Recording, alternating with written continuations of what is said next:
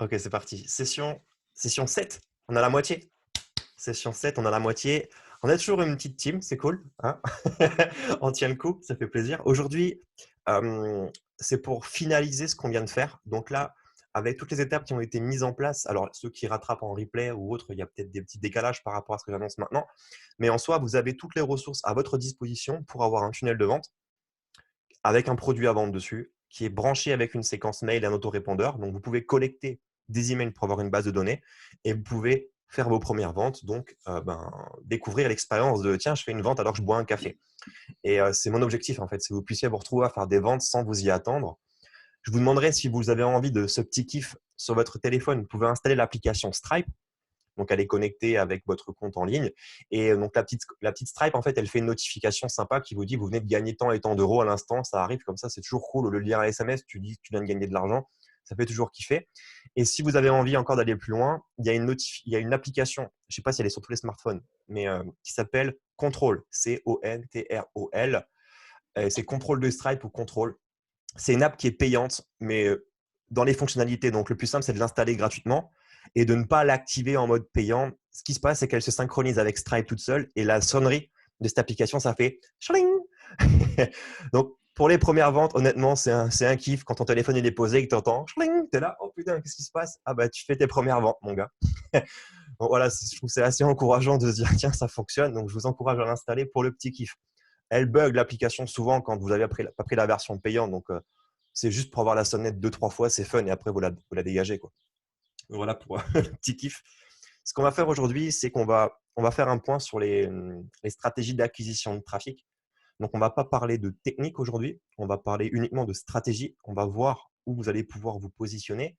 Et ce que je veux que vous puissiez en tirer de ce call, c'est de savoir à la fin de l'appel, dans l'idéal, ou peut-être demain, après avoir réfléchi sur le sujet, de faire un choix de quel est votre canal de communication principal. OK.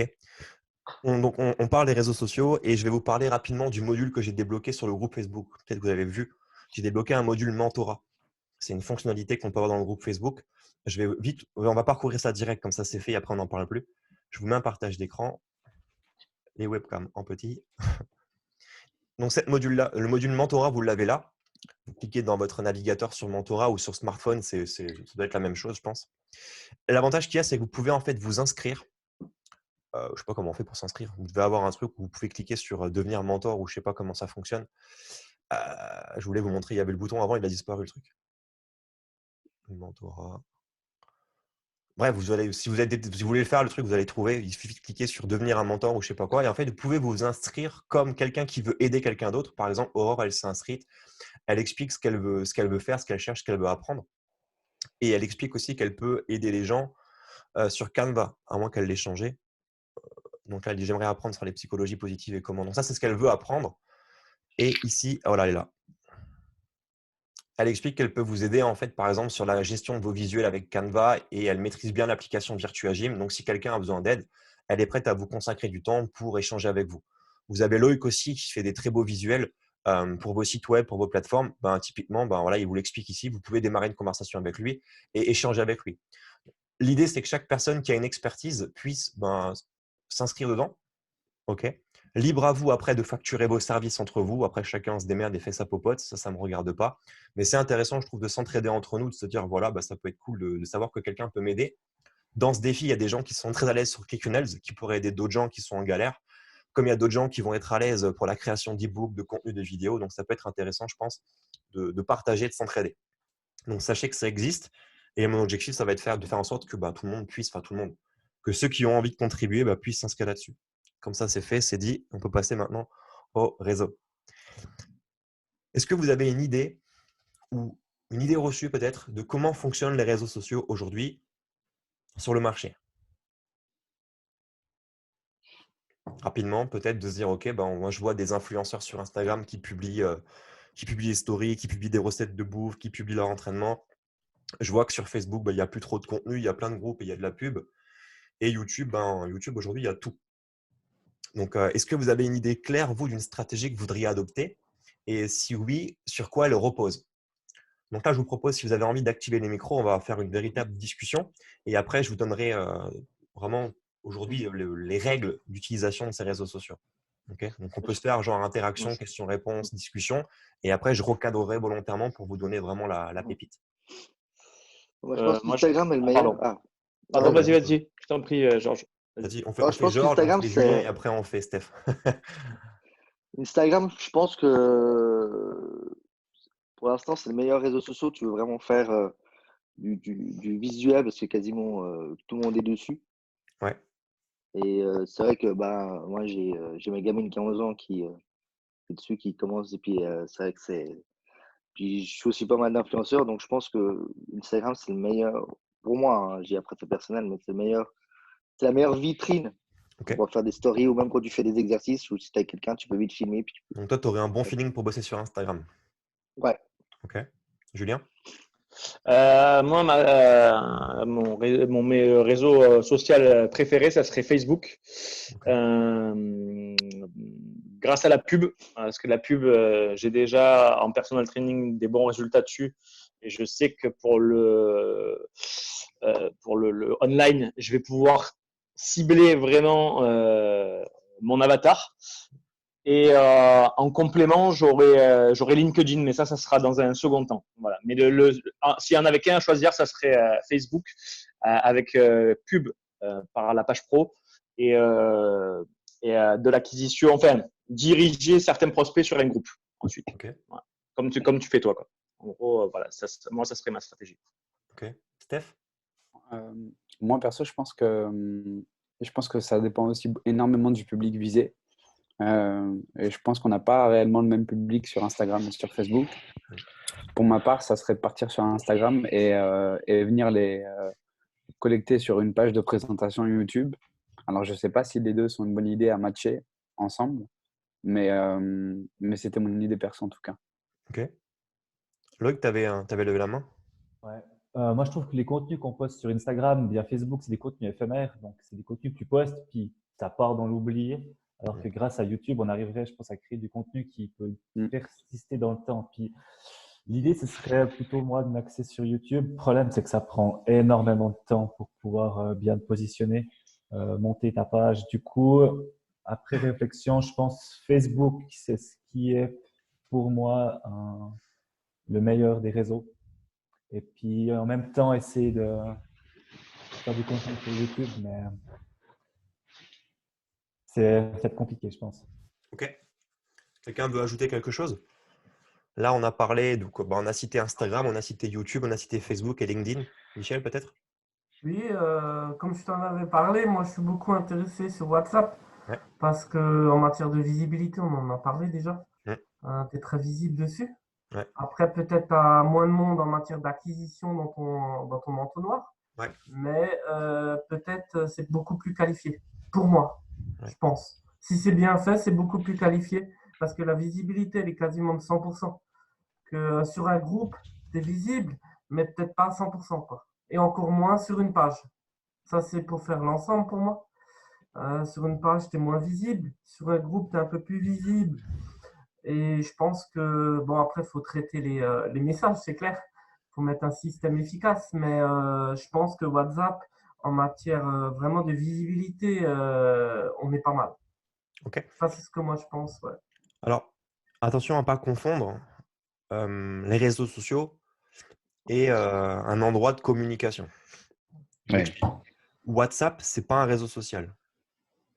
D'accord? Même si ça appartient à Facebook, WhatsApp, c'est un outil où tu as déjà fait une conversion. Ça veut dire que pour échanger sur WhatsApp, tu as un numéro de téléphone.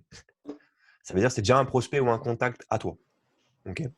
Et si demain, tu es sur WhatsApp toute la journée et que tu envoies plein de messages à tes contacts, ça ne va pas créer une viralité pour que d'autres personnes puissent avoir envie d'avoir ces messages. Donc, si tu t'enfermes sur ton WhatsApp là maintenant toute la journée, tu n'auras pas un nouveau contact demain.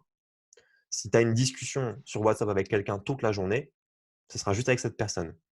Or, si tu fais un Facebook Live avec quelqu'un en réunion et que tu parles toute la journée en direct et que ça tourne, plein de gens vont voir ce qui se passe et potentiellement pourront être attirés par ce que tu racontes. Donc, WhatsApp n'est pas fait pour attirer des gens.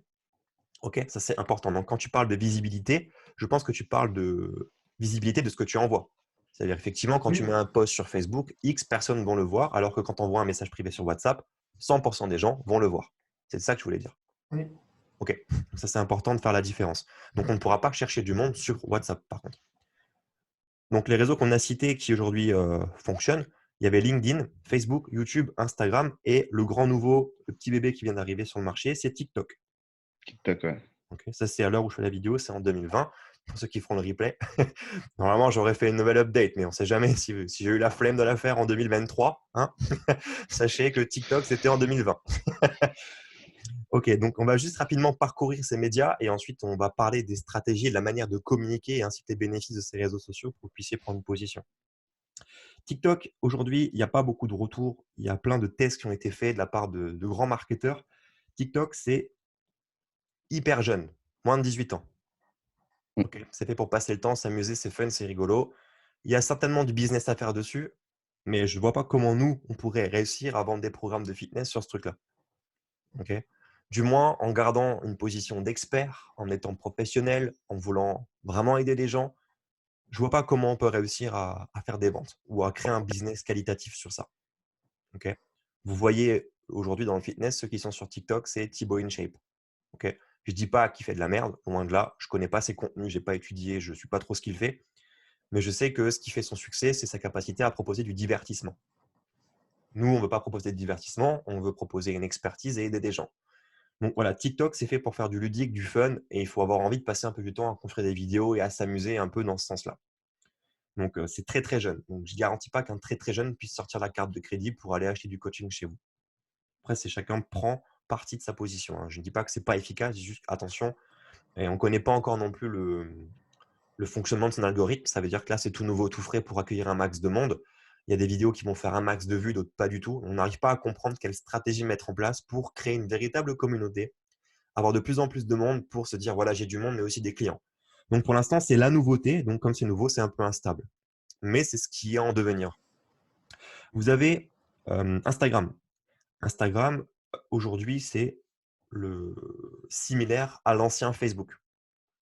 Avant, sur Facebook, vous aviez un profil, une page. Vous pouviez communiquer sur votre page et générer de plus en plus de fans parce que votre compte perso était limité à 5000 amis. Ok, je viens de couper. François, je t'ai coupé le micro si jamais. Vous étiez limité à 5000 amis, donc c'était compliqué de commencer à faire un business autre parce que tout le monde avait vu vos messages et vous étiez bloqué. Donc, à part créer d'autres profils pour avoir plus d'amis, c'était compliqué. Non, les pages Facebook sont arrivées et Facebook permettait à tout le monde de passer son message. Donc, plus vous aviez de fans, plus vous pouviez toucher de monde et plus ça pouvait créer un engouement. Aujourd'hui, ce qu'on appelle le reach, c'est la capacité de diffusion d'un message sur une page Facebook est de 10%. Ça veut dire que quand vous avez 100 fans, il n'y a que 10 personnes qui vont voir ce que vous publiez.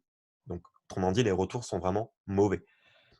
Instagram a pris le relais, ce qui fait que tous les influenceurs qui étaient sur des pages Facebook sont passés sur Instagram parce que ce qu'ils faisaient sur Facebook ne marchait plus. Instagram permettait de se faire connaître et de continuer à communiquer de cette manière-là. Autrement dit, Facebook est devenu plus professionnel parce que pour avoir une page active, il fallait faire de la pub pour qu'on voit notre message, donc il fallait payer. Et les influenceurs ne voulaient pas payer, donc ils sont allés sur Instagram pour commencer à créer la même chose. Donc ils ont juste fait un transfert de contenu sur un autre média. Donc Instagram aujourd'hui, c'est le type de contenu sur Instagram qu'il faut publier, c'est plutôt du lifestyle. Ça veut dire ce que vous faites dans la vie de tous les jours pour inspirer les gens à comprendre un peu ce que vous faites. Donc, si c'est dans le sport, ça peut être de vous montrer en situation d'entraînement, ça peut être de vous montrer en situation de coaching, de parler de vos clients dans leur situation de vie de tous les jours. Ce n'est pas un endroit où on va mettre du contenu technique, ce n'est pas un endroit où on va mettre du tutoriel, ce n'est pas un endroit où on va commencer à coacher les gens, c'est un endroit de partage. D'accord ? Si vous voulez performer dans Instagram, d'accord ? Rien ne vous empêche d'avoir un compte, vous décidez de mettre des tutoriels ou des choses qui sont très techniques et spécifiques. Vous pouviez encore, il y a 2-3 ans, créer un compte Instagram très technique, très précis, parce que l'algorithme qui était en place permettait à tout le monde de se développer. Comme TikTok aujourd'hui. Vous pouvez créer un compte TikTok rigolo avec que des tutoriels. Ça pourrait marcher. Parce que pour l'instant, il n'y a pas de système en place pour brider le réseau. Sur Instagram, ça marchait bien avant. Maintenant, ce qui est sûr, c'est que si vous faites ça, ça ne marchera pas. Parce que ce n'est pas intéressant comme contenu, ça ne divertit pas les gens.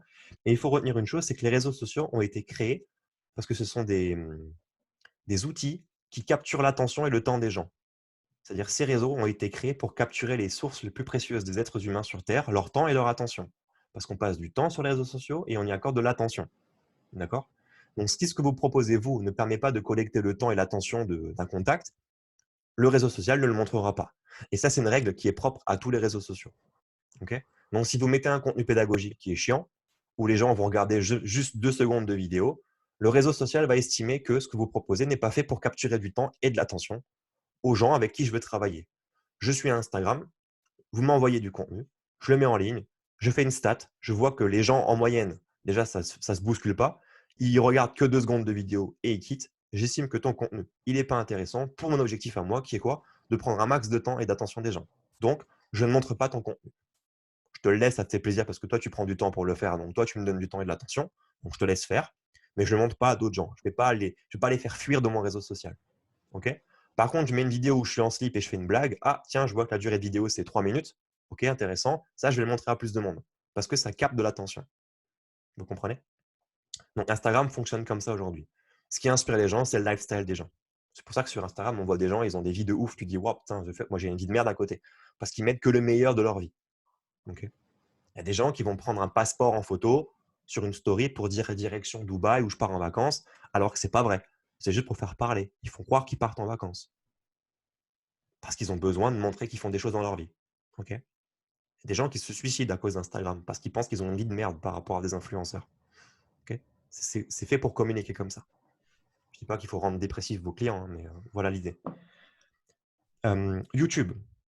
Donc, tout ce que vous mettez sur Instagram, naturellement, a une durée de vie plutôt éphémère. Parce que vous êtes dépendant d'un algorithme qui tourne. C'est ce que disait Loïc avant. Vous mettez un contenu, ça vient à l'instant T, et après, qu'est-ce qui se passe? Si vous ne réalimentez pas derrière, personne ne va consulter votre contenu. Vous prenez les plus grands influenceurs sur Insta, vous checkez le nombre de publications qu'ils ont publiées. Ils ont 3000, 4000, 5000 publications. Généralement, ils en font beaucoup, 1, 2 par jour. Et en fait, les gens, ce qui se passe quand ils vont aller s'abonner à leur compte, ils vont regarder peut-être les 20 dernières publications. Ils n'iront pas plus loin. Donc, tout ce que vous avez mis en place au début, quand vous construisez un message, ne sera plus vu. Ok.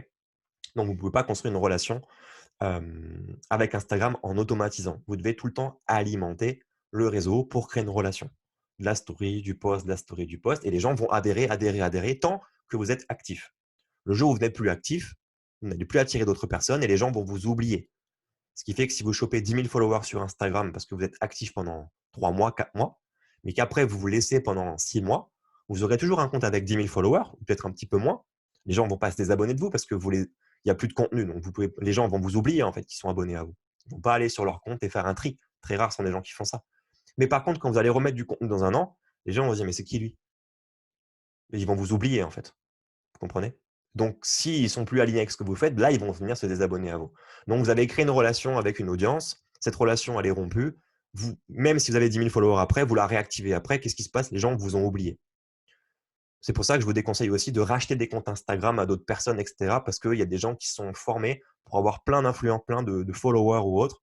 Et ils vous revendent des comptes Instagram après. Vous changez le nom, le prénom. Vous avez un compte Instagram avec 5 000, 10 000, 20 000 followers. Sauf que les gens, ils ne vous connaissent pas. Ils ne savent pas qui vous êtes. Donc, ça sert à que dalle. Mieux vaut avoir moins de monde sur Instagram et être présent régulièrement pour mettre du contenu et créer une véritable relation avec les gens que de chercher le nombre de followers. Tout dépend encore une fois l'objectif de pourquoi vous êtes sur un réseau social. Est-ce que vous cherchez une social proof? C'est-à-dire que vous travaillez sur Facebook ou par email et vous voulez dire aux gens, regardez, moi je suis connu sur Instagram, même si quand vous faites une story, il n'y a que 3 personnes qui la regardent, alors qu'il y a 100 000 fans derrière. Ça ne regarde personne, les chiffres. C'est juste pour dire qu'on est fort. On impose une autorité. Ça peut être ça la stratégie, comme ça peut être de dire, ben moi je m'en fous complètement du nombre de fans. Ce qui m'intéresse, c'est d'être confronté avec des gens qui vont réagir à mes posts et qui potentiellement pourraient être mon client. Ok. Donc à vous de voir ce que vous voulez chercher et chasser. Je vous déconseille fortement, si vous voulez faire du business, de chercher le nombre de fans. En fait, ce n'est pas important. Mieux vaut chercher le nombre de clients. Ok. C'est plus important. Si tu peux avoir autant de fans que de clients, là, c'est une bonne stratégie. Donc, tu n'auras pas un gros chiffre sur les réseaux sociaux, mais tu auras un bon chiffre dans ton compte en banque. Personnellement, ça me plaît mieux que d'avoir X personnes sur Instagram et puis jamais pu payer mon loyer en montrant à mon propriétaire que j'ai 1000 fans de plus sur Instagram ce mois-ci. Donc, voilà, c'est un positionnement à choisir. YouTube. YouTube, c'est de plus en plus rajeunissant parce que ça commence à remplacer un peu la télé. Ok. À la télé, il n'y a que des émissions à la con, The Voice et tout ce que tu veux. Il y a de plus en plus de contenu qui rejoint l'univers de la télé-réalité, qui rejoint l'univers en fait de ce qu'on peut retrouver sur les réseaux sociaux. Une télé-réalité aujourd'hui, c'est Instagram. Ok. C'est la même chose. Vous comparez le contenu, c'est pareil en fait, sauf que c'est un peu mieux tourné, mieux monté à la télé-réalité. Mais du coup, Instagram le rend plus intimiste et les gens ont besoin de rentrer dans l'intimité des gens. Okay, donc, ça marche mieux les réseaux sociaux que la télé. YouTube, c'est de plus en plus rajeunissant, mais il y a quand même moyen de passer un message et de construire quelque chose. Ça veut dire que quand vous mettez du contenu sur YouTube, vous avez quand même du référencement qui est mis en place par Google. Ça veut dire que Google va tracer vos mots-clés et va naturellement attribuer des sous-titres internes à votre vidéo pour tracer ce que vous dites. Donc, il va répertorier ça comme à l'époque, il y avait des blogs en ligne avec des mots-clés, des robots qui cherchaient ce que vous expliquiez pour que dans un moteur de recherche, les gens puissent vous retrouver et adhérer à votre contenu. Donc, si vous mettez des vidéos sur YouTube et que vous créez une sorte de dynamique, cette dynamique ne s'arrêtera quasiment jamais. Votre chaîne va continuer à croître tout le temps, même si vous ne mettez plus de contenu. Alors, bien évidemment, si vous êtes mort pendant plus d'1 an et que les robots de Google passent sur votre chaîne et voient que c'est devenu inactif, il va vous mettre de côté. Donc, ce qui est important sur YouTube, c'est d'adopter une endurance de contenu et ne jamais l'arrêter. Mais elle est beaucoup moins exigeante qu'une endurance de contenu sur Instagram qui devrait être quasiment biquotidienne. Pour performer sur Instagram, c'est minimum 1 post par jour, minimum 1 story par jour. Et en plus, aller s'abonner à des comptes, suivre ce qui se passe et commenter des posts d'autres gens. Si vous faites ça sur Instagram, vous allez au succès direct pour le nombre de fans. Sur YouTube, si vous faites une vidéo par jour, vous ne tiendrez jamais l'endurance. Impossible. Vous allez être victime de la page blanche, vous ne saurez plus quoi raconter en vidéo. Donc, sur YouTube, il faut adopter une stratégie de contenu récurrente sur 1 an, 2 ans, 3 ans, 4 ans, 5 ans, 6 ans. Et en fait, c'est juste se dire qu'en fait, je démarre YouTube parce que je démarre mon business et ça veut dire que j'arrête jamais YouTube. YouTube, c'est mon business. Si j'arrête YouTube, j'arrête mon business. Et vous imposez une fréquence de publication de vidéos hebdomadaire. Minimum 1 vidéo par semaine. Okay, le bon rythme de croisière pour bien progresser, c'est 3. 3 vidéos par semaine. Okay, ça, c'est top. Mais attention, l'endurance est plus importante que le nombre de contenus que vous publiez. Autrement dit, YouTube prend en compte l'intégralité de ce que vous ferez. Donc, si vous partez sur une capacité de 3 vidéos par semaine, ça veut dire que c'est à vie, mais que vous perdez l'endurance, YouTube n'aime pas. Donc, mieux vaut se dire, je pense être capable de partir sur 3 vidéos par semaine, mais pour être prudent, ce que je vais faire, c'est que je vais tourner toutes mes vidéos, mais je vais programmer à l'avance toutes mes vidéos à 1 vidéo par semaine. Et une fois qu'on a fait 52 semaines sur 1 an, vous pouvez choisir de continuer et prendre de l'avance pour l'année suivante et vous dire, OK, je prends 3 ans d'avance. Au lieu de faire 3 vidéos semaine, vous prenez en fait 3 ans d'avance. Vous voyez ce que je veux dire? Et arrivé à 3 ans, ce que vous faites, vous dites, voilà, maintenant je suis assez à l'aise, j'ai l'endurance de contenu, je me sens bien pour le faire. On est arrivé à la semaine 13, 14 par exemple, et vous avez 3 ans d'avance encore de contenu, donc vous êtes sûr que l'endurance de publication est validée sur 3 ans ou sur 1 an. Vous décidez plutôt que de continuer à prendre de l'avance, passer à 4 ans, passer à 5 ans, votre contenu, vous le doublez et vous passez à 2 vidéos par semaine. Et vous refaites une histoire comme ça pour monter en fait toutes vos vidéos à 2 fois par semaine. Vous voyez ce que je veux dire? Vous sécurisez en fait l'avenir en vous disant, voilà, au lieu, je sais que je suis capable de faire 3 vidéos semaine, mais plutôt que de me cramer et d'avoir un doute une fois si j'ai la GS ou la gastro, je ne peux pas tourner de vidéo, je suis cramé. Je publie sur 1 an, 2 ans, 3 ans, je prends de l'avance. Vous comprenez? Ça vous permettra de compenser en fait et de rajouter une deuxième vidéo une fois que vous avez fait 1 an d'avance. Vous comprenez la stratégie? Ça vous permettra d'être endurant et de proposer du contenu tout le temps. Et là, YouTube va commencer à vous répertorier et à vous montrer parce qu'il estime que vous renouvelez votre contenu, vous créez de l'engagement, etc. Donc, vous serez tout le temps vu et vous allez croître tout le temps. Et l'avantage de YouTube, c'est que c'est organique. Ça veut dire que les gens qui vont venir sur votre site ou votre tunnel de vente grâce à YouTube, c'est du contenu qui n'est pas payant. Donc, en gros, vous avez du trafic gratuitement et vous faites des ventes que vous avez, c'est tombé comme ça, tout seul, gratos. Fin du game. Ça demande juste du temps. De toute façon, c'est simple, pour acquérir du trafic, ça demande soit du temps, soit de l'argent. On ne peut pas faire autrement. C'est-à-dire, soit il faut publier et prendre du temps, okay, soit il faut trouver une publication, la monétiser et payer. Mais vous ne pourrez pas faire autrement. C'est-à-dire que ça ne tombe pas tout seul. On ne peut pas créer un site web et attendre que ça vienne tout seul. Ça n'existe pas. Même à l'époque des blogs où il fallait créer des articles. Il fallait créer un article par semaine minimum. Maintenant, si vous voulez mettre ça en place, c'est 1 ou 2 articles par jour pendant au moins 3 ans. Okay, pour avoir des résultats. Donc, c'est pour ça qu'il n'y a plus de blog aujourd'hui, parce que ça décourage tout le monde. Mais ceux qui le font, clairement, succès garanti. Mais dans 3 ans. Donc, il faut avoir une capacité d'endurance de se dire, putain, je vais prendre 1 à 2 articles par jour pendant 3 ans pour avoir des résultats dans 3 ans. Ça fait du boulot quand même, tu vois ce que je veux dire? Alors que sur Facebook, si tu trouves la combinaison, tu fais une petite vidéo de 15 secondes, une pub et tu gagnes de l'argent. C'est quand même plus simple. Donc, l'idéal de l'idéal serait de faire les deux. Les articles en sous-marin, tu dis rien pendant 3 ans, comme ta gueule, tu travailles, tu vois, tu dis à personne qu'il y a ça, que ça existe, tu construis ton empire et après tu savoures. Le problème, c'est que ça prend un temps monstrueux. Si tu veux être fort sur un réseau social et en même temps continuer en back-office à te créer un blog et une chaîne YouTube, tu fais 35 heures semaine dessus, hein. Donc, il faut déléguer. C'est l'étape d'après. Donc, le meilleur moyen aujourd'hui de faire de l'argent sur Internet, c'est de se créer une entreprise de coaching en ligne avec les outils qu'on a à disposition, les réseaux sociaux, de la pub ou du contenu, un peu de temps, monter à 5, 6 000, 7 000 euros de chiffre d'affaires et de se dire, voilà, je vais prendre 2 000 balles par mois et je vais me payer un rédacteur qui va rédiger mes articles de blog pendant 3 ans. Vous comprenez? Et c'est comme ça que vous commencez à construire quelque chose. Bon, là, je vais déjà un peu loin avec vous. Donc, YouTube, c'est du contenu instructif. On ne cherche pas à faire de l'audimat pour faire de la distraction, sauf si vous avez envie et vous avez une passion pour ça, vous pouvez, ça fonctionne très bien, c'est fait pour ça. Nous, on détourne YouTube pour passer un message et poser notre expertise. Avec du tutoriel, des exercices, des mini-séminaires, des conférences, ce que vous voulez, vous mettez du contenu dessus. Et les gens vont vous suivre pour votre contenu. Donc ça, c'est top, parce qu'ils vont adhérer à votre chaîne parce que ce que vous racontez, ça leur plaît. Facebook. Facebook, aujourd'hui, ça fonctionne de manière assez particulière. C'est le réseau social où il y a le plus de monde. D'accord? Et on dit en vente ou en marketing que là où il y a du monde, potentiellement, si tu veux faire de l'argent, on va là où il y a du monde. C'est un peu ça l'idée. Donc, c'est sûr que vos clients sont sur Facebook, à 100%, tous. Comment Facebook fonctionne? Facebook propose d'avoir un profil perso et propose d'avoir une page pro ou perso. Okay, il y a différents types de pages. Le profil est limité à 5000 et quelques amis et logiquement, il est fait pas pour faire du business, mais plutôt pour être présent, pour échanger avec vos amis, partager des photos, mettre des commentaires, expliquer que vous avez mangé une pomme au repas, que c'était cool, c'est fait pour ça. Et c'est tout. Les pages Facebook étaient faites pour mettre en avant votre entreprise, promouvoir ce que vous faisiez. Et clairement, aujourd'hui, Facebook respecte ça, sauf qu'il part du postulat que c'est de l'entrepreneuriat. Vous êtes une entreprise. Donc, si tu veux faire de la pub, comme moi, j'ai des milliards de personnes à disposition, tu veux faire de la pub, je te montre, mais il faut que tu payes. C'est comme à la télé. Voilà. Tu peux regarder ta télé si tu veux, mais si tu veux apparaître à la télé, tu payes une pub. Donc aujourd'hui, les pages Facebook délivrent vos messages à hauteur de 10%. Et ça va certainement évoluer encore à la baisse. Donc si vous avez 100 fans, il n'y a que 10 personnes qui voient vos posts. Et ce n'est jamais les mêmes personnes. Donc vous ne pouvez pas créer une base solide sur les 10 mêmes personnes qui verront tout le temps vos posts, parce que ça change tout le temps. Pour peu que les personnes ne réagissent pas, ils ne le verront plus jamais. Okay, faites l'expérience, il y a une page Facebook, vous pouvez publier toutes les 2 minutes dessus, pendant toute une journée. Vous allez voir, vous allez spammer personne. Personne ne verra vos contenus. On m'a souvent demandé, Michel, mais tu crois qu'il faut publier autant sur Facebook et tout? J'ai peur de harceler les gens. T'inquiète, Facebook s'en occupe pour pas que tu saoules les gens. Personne ne verra tes contenus. Faites l'expérience, hein. Publiez 15, 20, 30 posts par jour, vous ne les verrez pas. Si vous êtes abonné à des grands comptes et vous voyez une fois une publication sur votre fil d'actualité, au lieu de regarder la publication, cliquez sur le profil ou la page de ce compte, allez regarder dans la journée combien de publications il a posté. Vous allez voir que des fois, c'est surprenant, ils en ont peut-être mis une dizaine et vous n'en avez vu qu'une.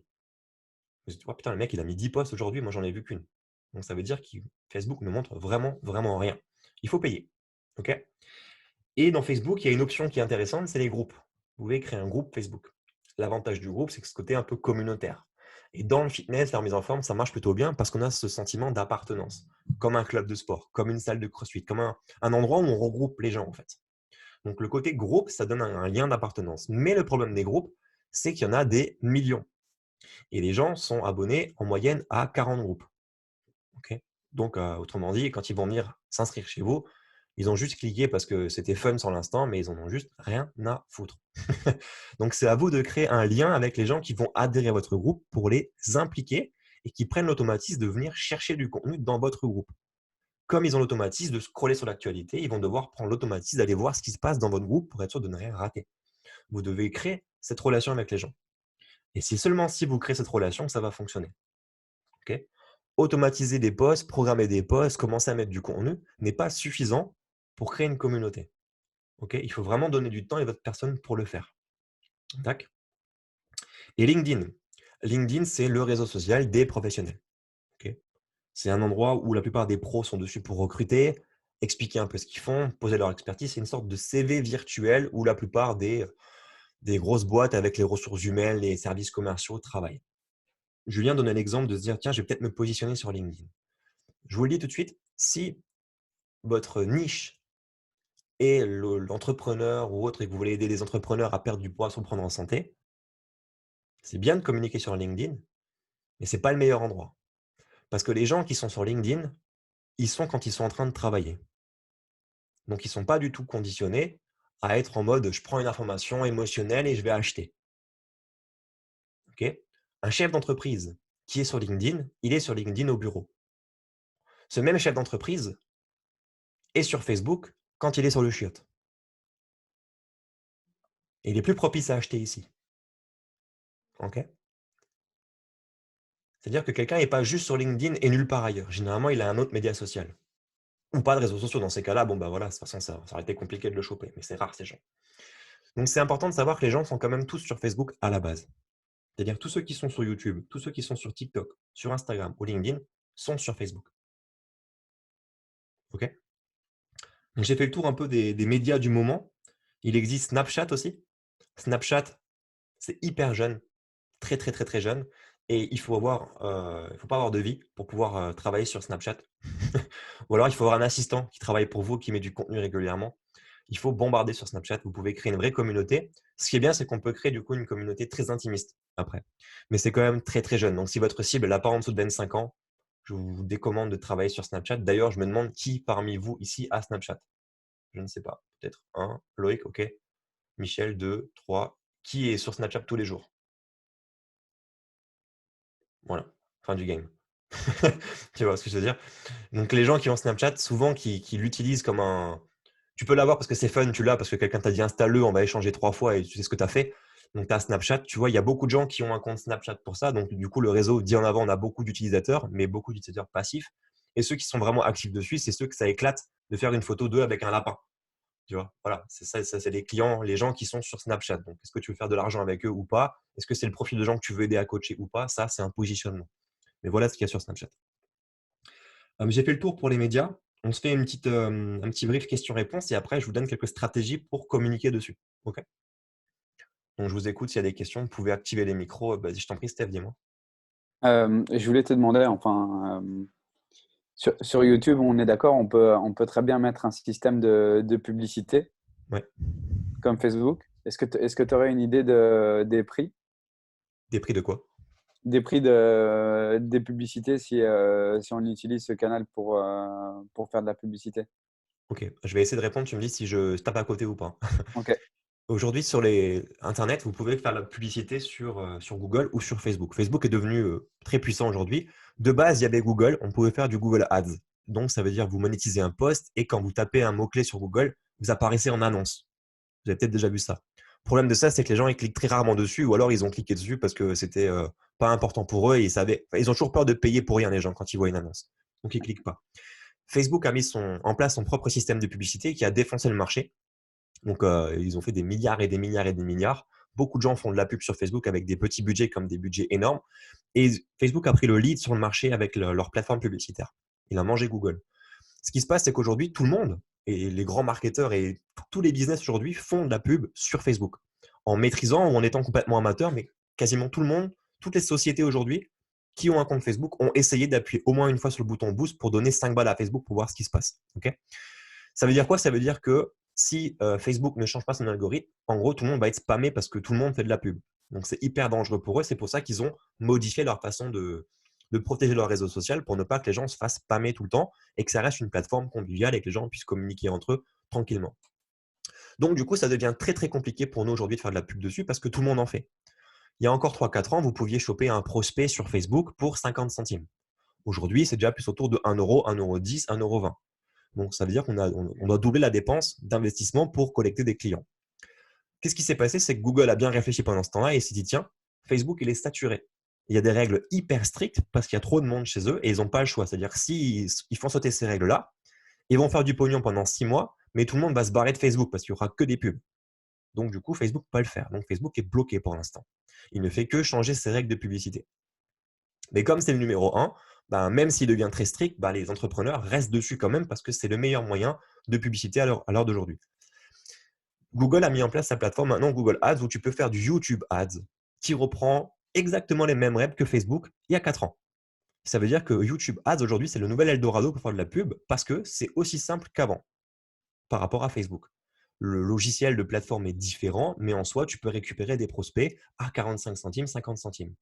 C'est le moment de le faire. Mais ça va durer 1 an ou 2 ans, une fois que YouTube aura récupéré tout le putain de marché de Facebook et qu'ils se seront équilibrés tous les deux.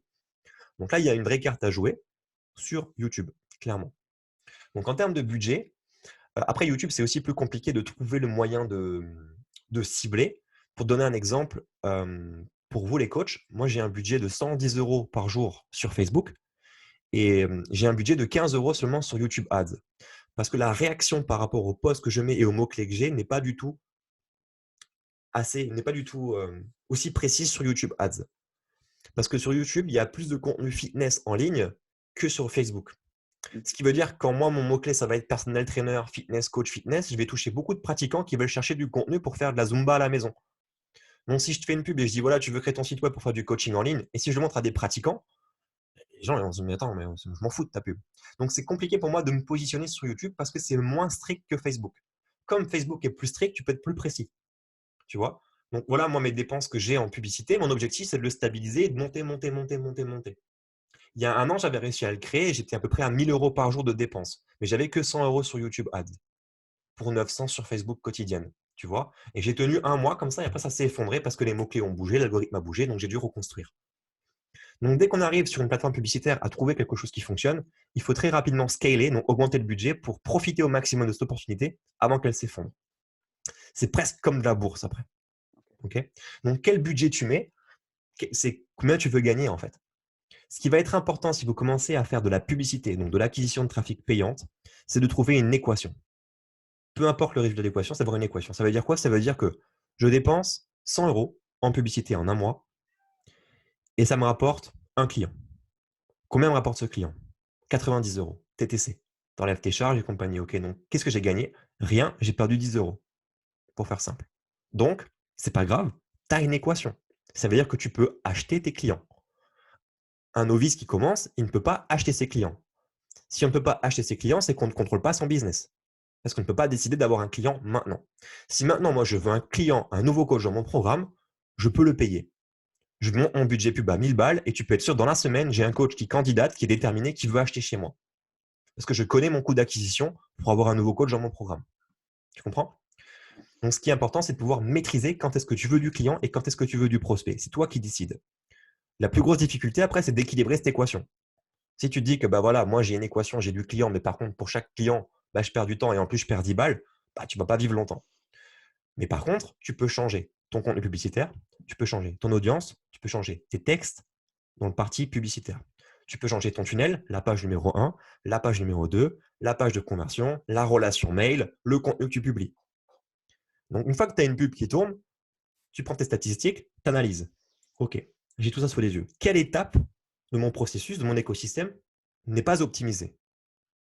Quel est il est où le danger numéro 1? Là où ça s'effondre. Oh putain, les emails, là, ils ne s'ouvrent pas. Qu'est-ce qui se passe? Ah ouais, j'ai pas branché l'autorépondeur. Merde, je le branche.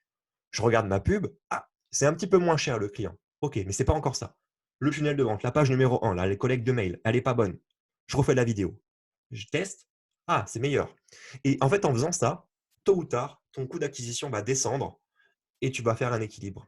Et quand tu auras peut-être un ROI, donc un retour sur investissement de 2, ça veut dire que tu dépenses 50 € mais ça te rapporte 100 €, là, tu peux commencer à te dire, OK, j'ai une équation qui devient intéressante, je vais augmenter mon budget pour toucher plus de monde. À savoir que ce n'est pas une science exacte, ça veut dire que si tu augmentes, ça ne veut pas forcément dire que maintenant, si tu mets 10 000 balles, tu vas gagner 20 000. Parce qu'il y a plus de monde, donc plus d'humains qui réagissent différemment. Mais ça te permet de prendre des risques d'accélération. Parce que tu ne passeras jamais un ROI de 2 à un ROI négatif de 8 d'un seul coup. Tu vois, ça va reprendre une tendance négative, c'est-à-dire que tu vas passer de 100 € par jour à 500 € par jour, par exemple. La tendance, elle va changer en 3-4 jours. Donc, tu auras le temps de redescendre ton budget et de réaméliorer ton système. Okay. Donc, c'est comme ça qu'il faut penser sur les publicités. Naturellement, ça demande une expertise et il faut se mettre dedans. Okay. J'aurais pu te répondre simplement, bah ouais, commence avec 20 € par jour et tu vois. Ça aurait été la réponse facile à ta question. La vraie réponse, c'est celle que je te donne. Ok. Je ne sais pas si ça te contente ou pas, mais c'est vraiment la vérité. C'est comme ça qu'il faut fonctionner sur les publicités. Non, bien sûr, c'est une question de stratégie. Je vais te demander ton avis aussi sur une autre stratégie. Est-ce que tu peux utiliser, par exemple, Instagram via des posts pour promotionner le contenu YouTube que tu vas mettre? Tu peux, mais je te déconseille de le faire. Ok. Les croisements de réseaux sociaux, ils n'aiment pas. C'est pas bon? Les seuls que tu peux croiser ensemble, c'est Facebook et Instagram parce que lui-même, tu as une fonctionnalité qui te permet de le faire. C'est-à-dire qu'il encourage les gens à le faire. Il te dit, vas-y, poste sur Instagram tout le temps et rembosse ta page publique. D'accord. C'est fait tout seul. C'est-à-dire que l'algorithme qui est créé, le logiciel qui est créé, il est fait pour ça. Donc, il t'encourage à le faire. Tu verras jamais Facebook qui te propose de partager un contenu YouTube. Parce que YouTube ou Google, c'est les concurrents de Facebook. Ouais. Google est plus fort que Facebook. Même s'il gagne moins d'argent, il est quand même plus fort. Par contre, quand tu mets une vidéo sur YouTube, YouTube te met une option partage sur Facebook. Ah, Pourquoi? Pour ok. faire chier Facebook. Ouais. Mais il sait très bien que Facebook ne montrera pas le contenu. Mais lui, il se met présent dessus. Et que pour arriver à chercher Facebook, il faut faire quoi? Il faut taper Facebook sur Google. Ah, merde. Tu vois? Donc forcément, il est au-dessus. Donc lui, il vient, il titille Facebook. Il te dit, vas-y, partage sur Facebook. Vas-y, partage. Provoque Facebook pour moi. Vas-y, montre que c'est moi le numéro 1. Tu vois? Donc dans ce sens-là, ça marche bien. Mais personne ne le voit parce que Facebook te bannit direct le truc. Donc ça sert à rien. Ah, c'est logique. Par contre, si ta stratégie, c'est d'être bon sur YouTube, partage YouTube sur Facebook. Donc tu vas te tirer une balle dans le pied sur Facebook parce que Facebook ne va pas aimer. Mais YouTube, il est content. Parce que tu as fait ce qu'il aime bien. Donc, Ok. tu montes sur YouTube, mais tu descends sur Facebook. Ah merde. Donc, c'est pour ça que c'est hyper important de choisir un canal de communication et de s'y tenir. Les personnes qu'on accompagne des fois ne comprennent pas ça, ils font du multicanaux. Ils sont partout. Ils prennent un contenu et ils mettent le même partout. De un, ça ne sert à rien parce que c'est le même contenu, donc tout le monde le voit. Et en plus, les réseaux, ils n'aiment pas parce qu'ils se tirent des balles dans le pied entre eux. Erreur stratégique. Et du coup, ils travaillent 3 fois plus. Non, choisis un. Et après, accepte la stratégie que tu as choisie et patiente. Ok. Qu'est-ce que Si tu tu en prends penses? YouTube, il faut que tu patientes 1 an, 2 ans, 3 ans. Donc, si tu ne fais Ok. pas de pognon en 3 mois, c'est normal. Ne tilte pas, c'est normal. Tu l'as signé pour ça. Tu t'es engagé sur 3 ans. Hmm. Psychologiquement, il faut tenir 3 ans à faire des vidéos, machin et tout. C'est lourd, tu vois. Pour peu que tu aies encore des haters qui commandent tes vidéos quand tu commences. Ouais, j'ai fait 50 vidéos, super. Combien de fans tu as? 100. Quoi? C'est tout, mais t'es qu'une merde. Ah, merci. Super, ça me faisait plaisir d'aider les gens à perdre du poids. C'est chaud, tu vois. Sur Facebook, Ouais. moi j'ai un hater sur mon fitness, il me dit ouais ton programme c'est de la merde, j'en ai rien à foutre, la pub elle me rapporte 10 000. Ok, vas-y, continue à dire que c'est de la merde, ça marche, je m'en fous. C'est plus simple de gérer un hater sur Facebook que sur YouTube. Tu vois? Tu penses que c'est plus simple? Bah, psychologiquement, pour moi, c'est plus simple. Ok. Bah, si tu as maintenant quelqu'un qui vient critiquer une de tes vidéos, moi, une vidéo, quand je me pose, je scripte, je réfléchis à ce que je vais dire, je mets de la valeur, je mets mes tripes dedans, j'ai un spot lumineux pour parler, j'enregistre, je l'envoie à un vidéaste, il me fait le montage, j'ai payé un gars, je la mets en ligne. Tu vois, j'ai travaillé. Quelqu'un vient critiquer ça, ça me fait putain, le mec, il vient tacler mon taf, là, ça me touche un peu quand même. Ouais. Un mec qui vient critiquer mon live Facebook, j'ai fait genre, hop là, salut, ça va, qu'est-ce que je voulais raconter? Merde, le micro et tout, je suis à l'arrache. Des fois, je raconte un truc, je fais, mince, je voulais pas dire ça. Si ça critique ça, je me dis, ma stratégie, de toute façon, c'était d'être là de manière éphémère, montrer que j'existe. Donc, critique l'instant T si tu veux. Personne ne va voir la critique. C'est pas ancré, c'est pas répertorié. Et si ça me fait chier, je peux supprimer le post parce que je peux en faire un nom dans 2 minutes. Tu vois? Ok. Donc, ça a moins d'impact sur mon business, donc mon moral aussi. Si tu as une vidéo qui génère full haters, c'était quand même un élément que tu voulais mettre en place pour créer une endurance, pour créer du contenu sûr. qui va être dans un algorithme. Bah, soit tu la laisses et t'assumes, soit tu la supprimes et tu te dis bon bah tant pis, je veux pas être critiqué donc je change, tu vois, mais tu perds du temps alors. Ok. Tu Je comprends? pensais pas que YouTube, ça serait si long. Ouais, après ça Alors que dépend les mots. pourtant. Tu peux être très rapide sur YouTube, mais il faut publier au minimum 3 vidéos par semaine et il faut tenir l'endurance. Il y a beaucoup de chaînes YouTube qui ont explosé en un laps de temps, en 6 mois par exemple, donc c'était assez rapide. Ils ont monté 10, 15, 20 000 followers sur YouTube, mais après ils ont perdu l'endurance, donc du coup ils sont restés à 20 000 followers, mais YouTube ne montrait plus le message à ces 20 000 followers. Ok. Donc c'est du gâchis, tu vois. Ouais. Michel, s'il te plaît, juste si on prend la stratégie de partir sur YouTube, Ouais. du coup notre lien perso, toi, est-ce que tu le mets dans les descriptifs en dessous? Ouais. Ouais, c'est ça? Ouais. Il y a l'option pour mettre en vignette aussi, si tu veux, pour que les gens cliquent directement sur la vidéo. Ça rapporte un peu de clics. Mais dans notre niche à nous, on n'est pas sur du. Comment dire? C'est mieux si on peut mettre une vignette. La vignette, c'est quand il y a un petit 1 qui apparaît sur la vidéo quand vous la consultez. Vous pouvez cliquer sur la vidéo directement, ça redirige sur votre site web. D'accord? Ça fonctionne bien pour rediriger du trafic, mais ce n'est pas le trafic le plus qualifié que vous ramenez. Parce que les gens cliquent parce qu'ils sont curieux souvent. Alors que si vous vous expliquez que le lien il est en description à la bio, la personne qui va chercher le lien, elle a envie de le chercher le lien. Donc elle est plus qualifiée. Vous comprenez? Donc, personnellement, moi, je mets tout le temps mon lien en bio et je ne mets pas de vignette. Ok. C'était plus dans l'idée stratégique de se dire, ok, j'apporte du contenu Mmh. et à chaque fois, je leur dis, bon, bah, allez chercher votre cadeau juste en cliquant en dessous. Ça, c'est la base. À compter de maintenant, avec le site que tu as, le mini-site que tu as et les emails qui sont branchés, tout ce Mm. que tu feras, peu importe le réseau social, tu vas conclure ta vidéo, ta présence sur clique sur le lien en description pour récupérer ça. Voilà, Tout le temps. Si vous ne faites pas ça, vous n'avez pas de business. bien sûr.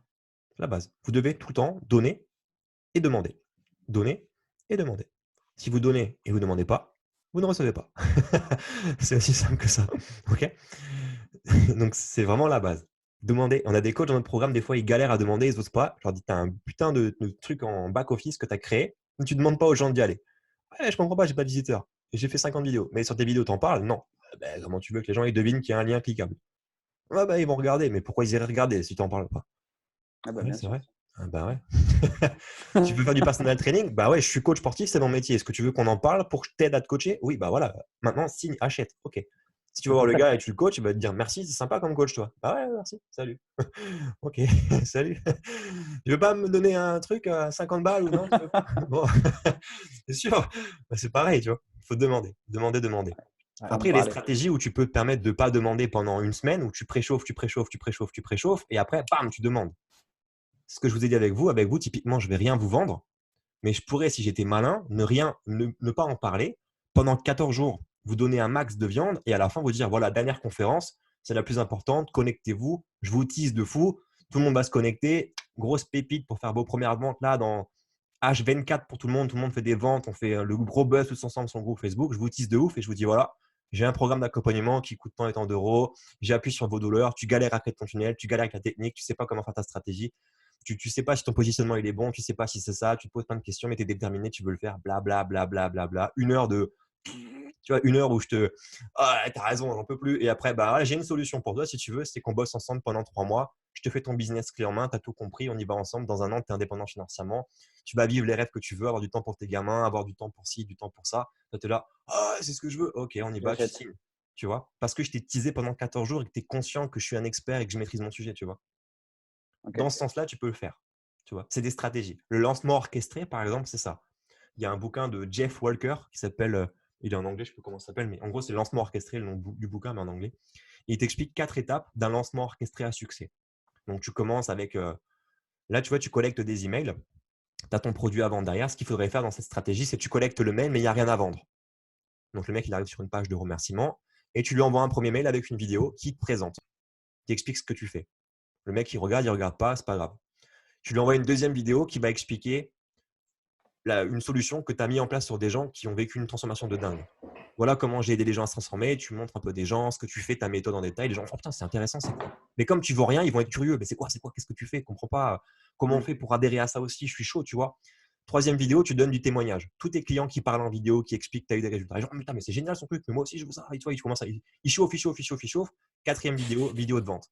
Voilà, vous pouvez vous aussi rejoindre le programme que vous avez fait là, et là, tu fais de la vente. C'est ce que Alexandre Lawel il fait avec son programme Manger Vivant. Il fait un lancement orchestré par an. Il envoie tout le trafic qu'il a accumulé sur un an dessus. Donc pendant un an, il envoie des mails quasiment tous les 2 jours, de la vidéo, du Instagram, du YouTube. Il a des salariés qui bossent pour lui. Il chauffe pendant un an. Les gens, ils sont au taquet. Ils adorent recevoir ses emails. Ils adorent cliquer. Ils téléchargent du PDF, ils téléchargent de l'e-book.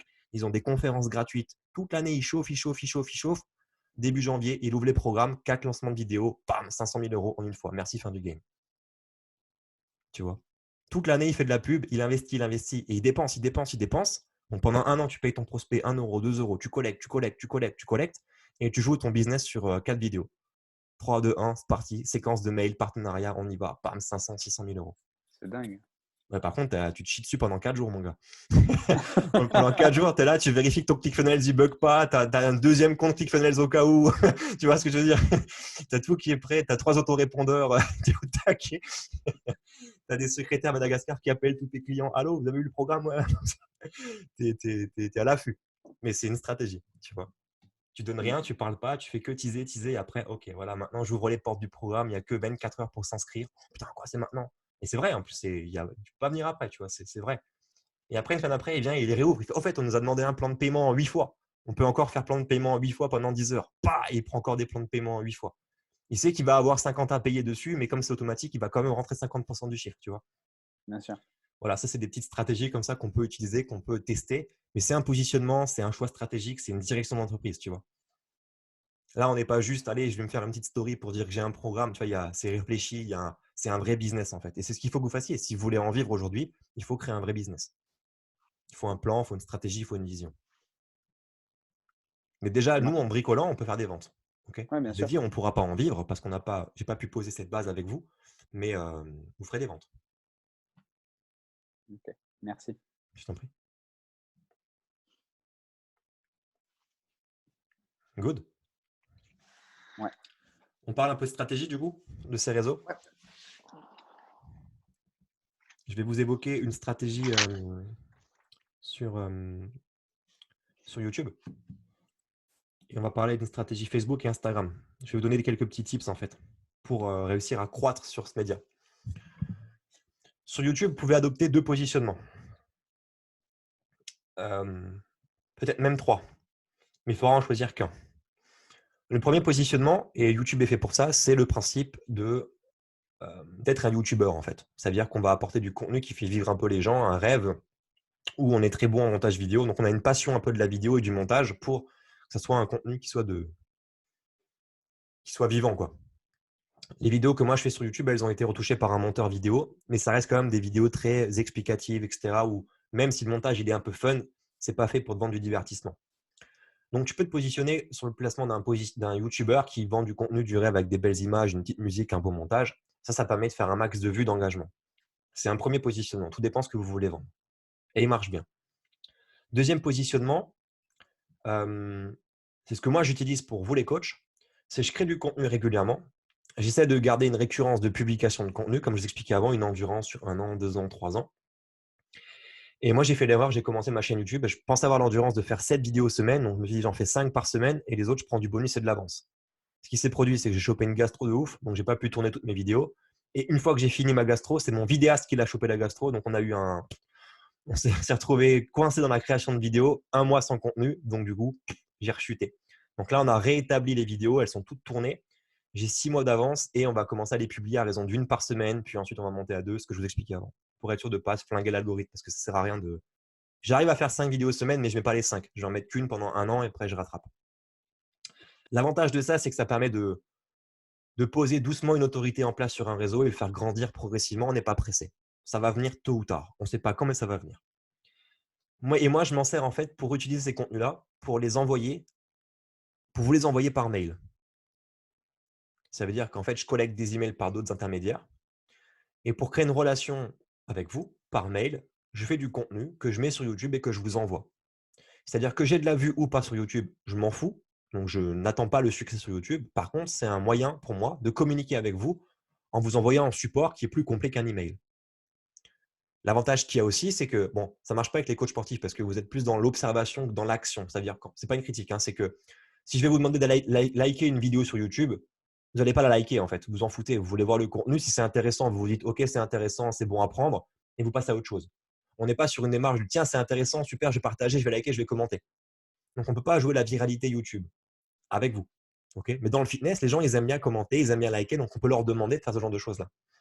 Donc, si vous faites ça, vous créez une spirale. On crée un contenu YouTube, on l'envoie par email aux gens qu'on a collectés par notre tunnel. Qu'est-ce qui se passe? Ils vont voir la vidéo. YouTube va bien aimer qu'il y ait des visiteurs, il va montrer plus de vidéos à plus de gens. Donc, vous allez collecter des emails par cet intermédiaire, avoir plus de mails, et votre prochaine vidéo, elle aura plus de vues, et de plus en plus. Et à chaque fois, comme ça, vous mailez les gens avec le contenu que vous avez fait. Donc, c'est une sorte de cercle vertueux qui grandit, grandit, grandit quand vous commencez à faire du contenu et que vous mailez à chaque fois. Une vidéo publiée, un email qui explique, un clic, une vue. YouTube génère une vue, il se dit, putain, c'est génial, le mec, il a fait une vue tout seul, sans moi. C'est intéressant ce qu'il fait, je vais le montrer à plus de monde. Et plus on a de mails collectés, plus on va avoir de vues, plus on aura d'engagement, etc., etc. Okay, c'est un travail d'endurance, mais l'objectif surtout, c'est de créer une relation par email. Parce que j'envoie du contenu par email. Ça réagit sur YouTube ou pas, ce n'est pas ma priorité. Donc moi, je me sers de YouTube comme ça. Autre stratégie sur YouTube qui marche très bien dans le fitness, que j'ai longtemps utilisé, et pour ça, j'avais utilisé Virtua Gym à l'époque. C'est qu'avec Virtua Gym, on pouvait créer assez rapidement un programme à quelqu'un. Il me fallait 10 minutes pour créer un programme à quelqu'un, un programme sportif très simple, avec des templates déjà préparés. En 10 minutes, c'était fait. Ce que je faisais, c'est que je faisais une vidéo par jour sur YouTube, mais sans montage vidéo, presque en direct. D'accord? La qualité de la vidéo n'était pas dingue. J'avais un petit micro, un petit trépied. C'était très rapide pour pouvoir implémenter et tourner rapidement, pas me mettre à des contraintes techniques. Et je faisais une vidéo par jour. La première vidéo, c'était le lundi. La première vidéo de lundi, c'était une vidéo de vente.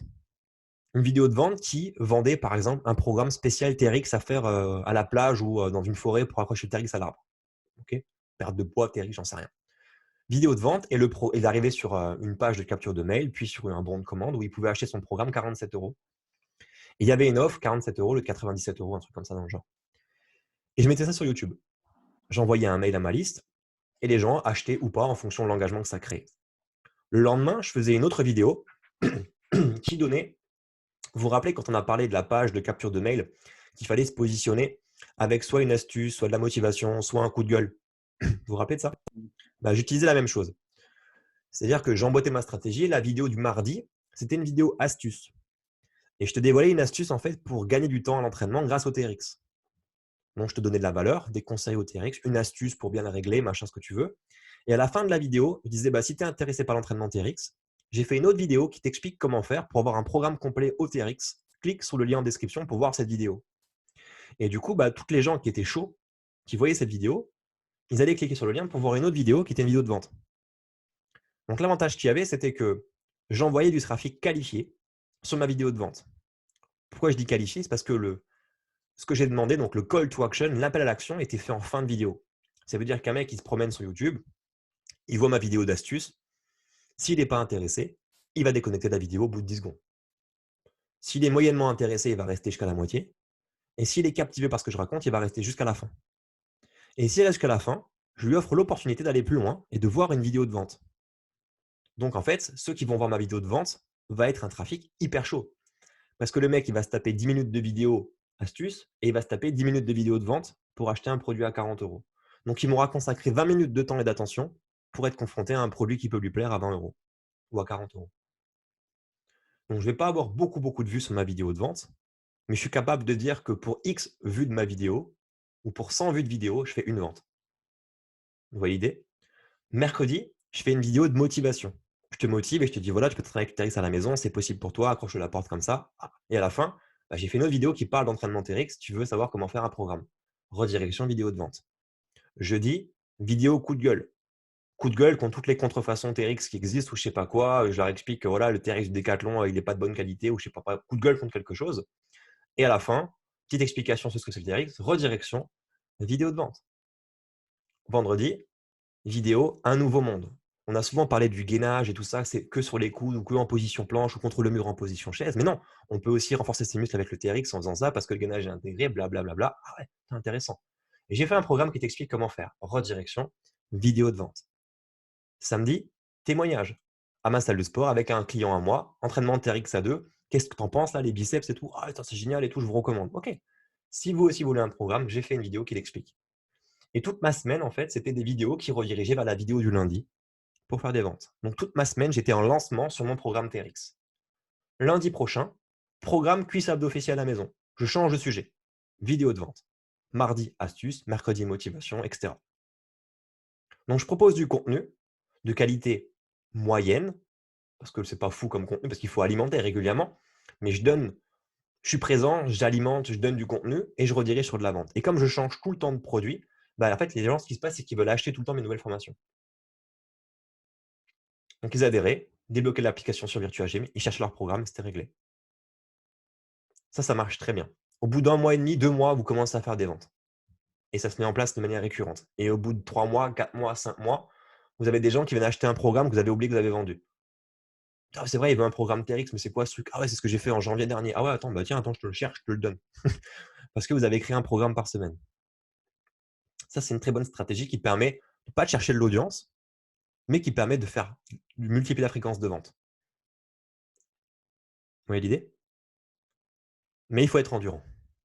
Ok? C'est-à-dire que vous prenez une endurance que vous auriez eue sur Instagram, par exemple, que vous mettez sur YouTube. Avec cette stratégie-là, ça fonctionne très bien. Ça, c'est pour YouTube. Pour Instagram,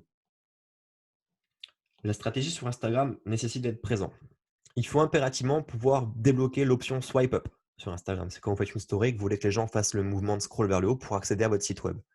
C'est le meilleur moyen de faire des conversions. Parce que chercher le lien dans la bio, c'est que pour les gens hyper qualifiés, c'est moins rapide, c'est le plus long et les gens souvent ont la flemme de le faire. Donc oui, ils ne sont pas qualifiés. Donc pour le swipe up, il faut avoir 10 000 followers sur Instagram. Donc il faut les chercher. Pour les chercher, il faut faire un post par jour, minimum, en respectant toutes les règles de Instagram, le post carré avec un filtre, etc. Mettre des hashtags que vous choisissez qui sont en lien avec votre cible. Il faut faire une story minimum par jour et une qui redirige vers votre post pour que les gens cliquent. Et dans toutes vos stories, il faut utiliser les fonctionnalités d'Instagram. Donc le lieu, les emojis qu'ils proposent, les animations, les gifs animés, le taguer des gens, mettre le hashtag dedans. Il faut un maximum de stories qui comprennent ça dedans. Ensuite, sur Instagram, il faut aller s'abonner à des gens que vous voulez avoir comme clients. Donc, vous cherchez dans les hashtags, les gens qui suivent le hashtag fitness, coach sportif ou hashtag healthy food ou je sais pas quoi. Et vous cherchez tous les gens qui ont publié, vous allez sur leur compte, vous abonnez. Vous faites ça 10, 15, 20 par jour. C'est chiant, mais il faut le faire. Et vous allez sur les photos des gens et vous mettez un commentaire sur les photos des gens. Mais pas un copier-coller, un vrai commentaire. Vous lisez son post et vous commentez son post. Tout le monde commente un petit smiley, un petit message fun en copier-coller chez tout le monde. Le mec qui a mis son post, il le voit direct quand ce n'est pas un message sincère. Donc, il n'en a rien à foutre de votre message. Par contre, si vous êtes un inconnu et que vous commentez en fonction de ce qu'il a écrit sur son post et que ça a du sens pour lui, il va se dire, tiens, mais c'est qui ce gars? Il se passe un truc. Il va voir ce que vous faites. Il va voir que vous êtes coach. Et vous êtes un coach qui s'est intéressé à lui. Donc, il va s'abonner à vous. OK? Ça prend du temps. Beaucoup de temps. Mais il faut le faire sincèrement. Ne cherchez pas à automatiser ou à déléguer ce travail. C'est un vrai boulot qu'il faut faire. Tous ceux qui ont automatisé et délégué ce travail, ça ne marche pas. Parce que ça se retrouve avec du copier-coller, du même message pour tout le monde et on fait du volume. Ça ne marche pas. OK? Donc, il faut accepter que ça soit du travail et un travail chiant. Sinon, ça ne marche pas. Voilà les clés pour grandir sur Instagram. Et le petit astuce, c'est quand vous mettez un post avec un petit texte qui explique l'objet du post, mettez pas juste un post avec 3 lignes. Vous devez écrire un mini article en dessous de ce post qui parle de votre lifestyle, qui parle de votre travail, de vos valeurs, etc. pour engager les gens. Finissez toujours par poser une question dans votre publication pour que les gens commentent. Et les gens qui commentent, mettez pas un like ou un petit cœur. Répondez-leur. Et quand vous avez répondu à un commentaire, posez une question pour qu'ils recommentent derrière. Quelqu'un qui vous dit « Ouais, je suis d'accord avec toi, merci pour ce partage », tu commentes, « Bah écoute, merci toi aussi de prendre le temps de commenter, mais toi, qu'est-ce que tu en penses ?» Ok. Et vous répond. Et vous répondez. Et vous créez une conversation dans votre chat du post pour créer plus de viralité. Et s'il y a des personnes qui commentent plutôt pareil, vous faites @ Delphine a commenté chez toi pour que Delphine commente avec l'autre et qu'elle s'auto-discute toute seule. Vous voyez ce que je veux dire? Vous créez une conversation dans la conversation. Et là, vous pouvez sortir après. Et elles discutent entre elles, elles font un chat privé sur votre post qui va générer de la viralité. Il faut faire ça tous les jours. Jusqu'à arriver à 10 000. Après, à 10 000, vous êtes tranquille. Objectif atteint, j'ai le swipe up. Okay, mais il faut respecter le principe de la story tous les jours, du post, de s'abonner à des comptes, de commenter des comptes, de faire des articles qui permettent de parler de ce que vous faites et de créer une conversation dans ces articles. Si vous loupez un de ces ingrédients, c'est foutu. Pourquoi? Parce que si vous ne faites pas de story, par exemple, et vous avez 10 000 followers, les gens, ils n'ont pas l'habitude de voir vos stories. Donc, vous aurez 10 000 fans et quand vous ferez une story pour faire une vente, il n'y aura que 4 personnes qui vont voir votre story. Ça ne sert à rien. Donc, il faut impérativement éduquer les gens à se dire « Putain, il fait une story, c'est intéressant ce qui se passe » et on crée une boucle parce que c'est normal qu'il fasse des stories tout le temps. Et quand il n'y a pas de story, les gens ils vont dire « Mais il est malade le gars, qu'est-ce qui se passe? Je suis inquiet. » Ils ne vous voient plus. Et là, on n'est plus sur une qualité de contenu, on est juste sur le fait d'être présent. Et des fois, le fait d'être présent permet de vendre. Si les gens savent que vous êtes coach sportif, moi, ça m'est arrivé de nombreuses fois, encore quand Facebook marchait un peu mieux en termes de distribution de messages, mes proches me le disaient en fait, ma famille, mes cousins, tout ça, ils me disaient « Mais franchement, tu as du succès sur Internet, c'est génial tout ce que tu fais, franchement, tu es très pro et tout, bravo. » What the fuck? Je suis juste présent tous les jours. Ils n'ont pas compris le contenu que j'ai mis en fait, ils n'ont pas cherché à comprendre. C'est juste que je suis présent. Et là où je me rends compte maintenant, c'est que maintenant, je publie du contenu pour le marketing, pour les coachs, et plus sur le fitness, et j'ai encore des gens de ma famille qui m'écrivent « Ah, tu es souvent présent sur Facebook et tout, tu parles fitness, bravo pour ton coaching et tout, ça marche bien le CrossFit. » Ah ouais. Pas au courant que je parle au coach sportif et que je parle de business, toi. Non, je suis juste présent en fait, ils m'ont juste vu, et qu'est-ce qui va se passer? C'est qu'un jour, si quelqu'un sur Instagram vous voit tout le temps et sait que vous êtes coach, il ne sait pas que vous êtes bon ou pas, il s'en fout, mais il vous voit tout le temps. Donc un jour, si lui, il veut un coach, il va aller chez qui? Il va aller chez vous. Parce qu'il vous connaît. C'est ça les réseaux sociaux. Ok. Stratégie Facebook. Stratégie Facebook, aujourd'hui, le meilleur moyen, c'est de travailler sur un profil. Profil perso. Monter à 5000 amis. Chercher 5000 amis. Même principe qu'Instagram. Créer une page pour faire de la publicité. Et gérer les budgets. Et prendre la décision après d'avoir un groupe Facebook ou pas. Un profil pourrait suffire. Tout dépend comment vous travaillez après avec vos prospects, comment vous travaillez vos clients. Est-ce qu'on crée un groupe ou pas? S'il y a un groupe mais qu'il n'est pas animé, ça ne sert à rien. Toujours le même principe. Vous devez consacrer du temps à ça. Aujourd'hui, vous consacrez du temps à votre écosystème. Comment créer un mini-site, comment gérer mes emails, mon programme de coaching. Ok, tout est automatisé dans 6 mois, machin, programmer des prêts. Mais il faut continuer à alimenter pour ramener des gens dedans. C'est pour ça que les agences de com, elles vous vendent du rêve. Elles vous disent, voilà, on va vous faire un site web de dingue, un truc vitrine comme ça, propre. Ok, mais après, il n'y a personne qui va le visiter ton site web. Et pour peu qu'il y ait encore quelqu'un qui visite, il n'est pas fait pour convertir, il est fait pour présenter. Ah ouais, merde. Ah ouais. Pas penser que ce que tu proposes là, c'est pas opti, quoi. Ah, il y a un truc de référencement. Ah ouais. En 3 ans, quoi, j'ai des résultats. C'est un article par mois que vous écrivez pour moi, pour 300 € par mois. C'est un article par mois. Toi, tu sais qu'il faut en faire 2 par jour pour que ça marche pendant 3 ans. Un article par mois. Oui. L'agence de com, elle te vend ça. Ok. On va y arriver quand? Ok, je comprends. Donc voilà, ça c'est un peu la réalité du moment sur les réseaux sociaux. Michel en parlait, WhatsApp. WhatsApp, c'est pas mal dans le sens où c'est comme une plateforme d'emailing. Aujourd'hui, quand vous collectez un email d'un prospect qui veut un cadeau, une bonne moyenne d'ouverture de mail, c'est 30%. Vous envoyez 1000 mails, il y a 300 personnes qui l'ouvrent. Ça, c'est intéressant. Parmi ces ouvertures-là, généralement, il y a entre 1 et 5% de taux de clic. Donc, parmi les gens qui ont ouvert vos mails, 1 à 5% des gens vont cliquer. Ce qui veut dire quoi? Ça veut dire que vous envoyez 1000 mails, il y a 300 personnes qui ouvrent et il y a 3 personnes qui cliquent. Là, tu te dis, j'ai une page de vente qui convertit à 10%, ce qui est un bon score sur une page de vente.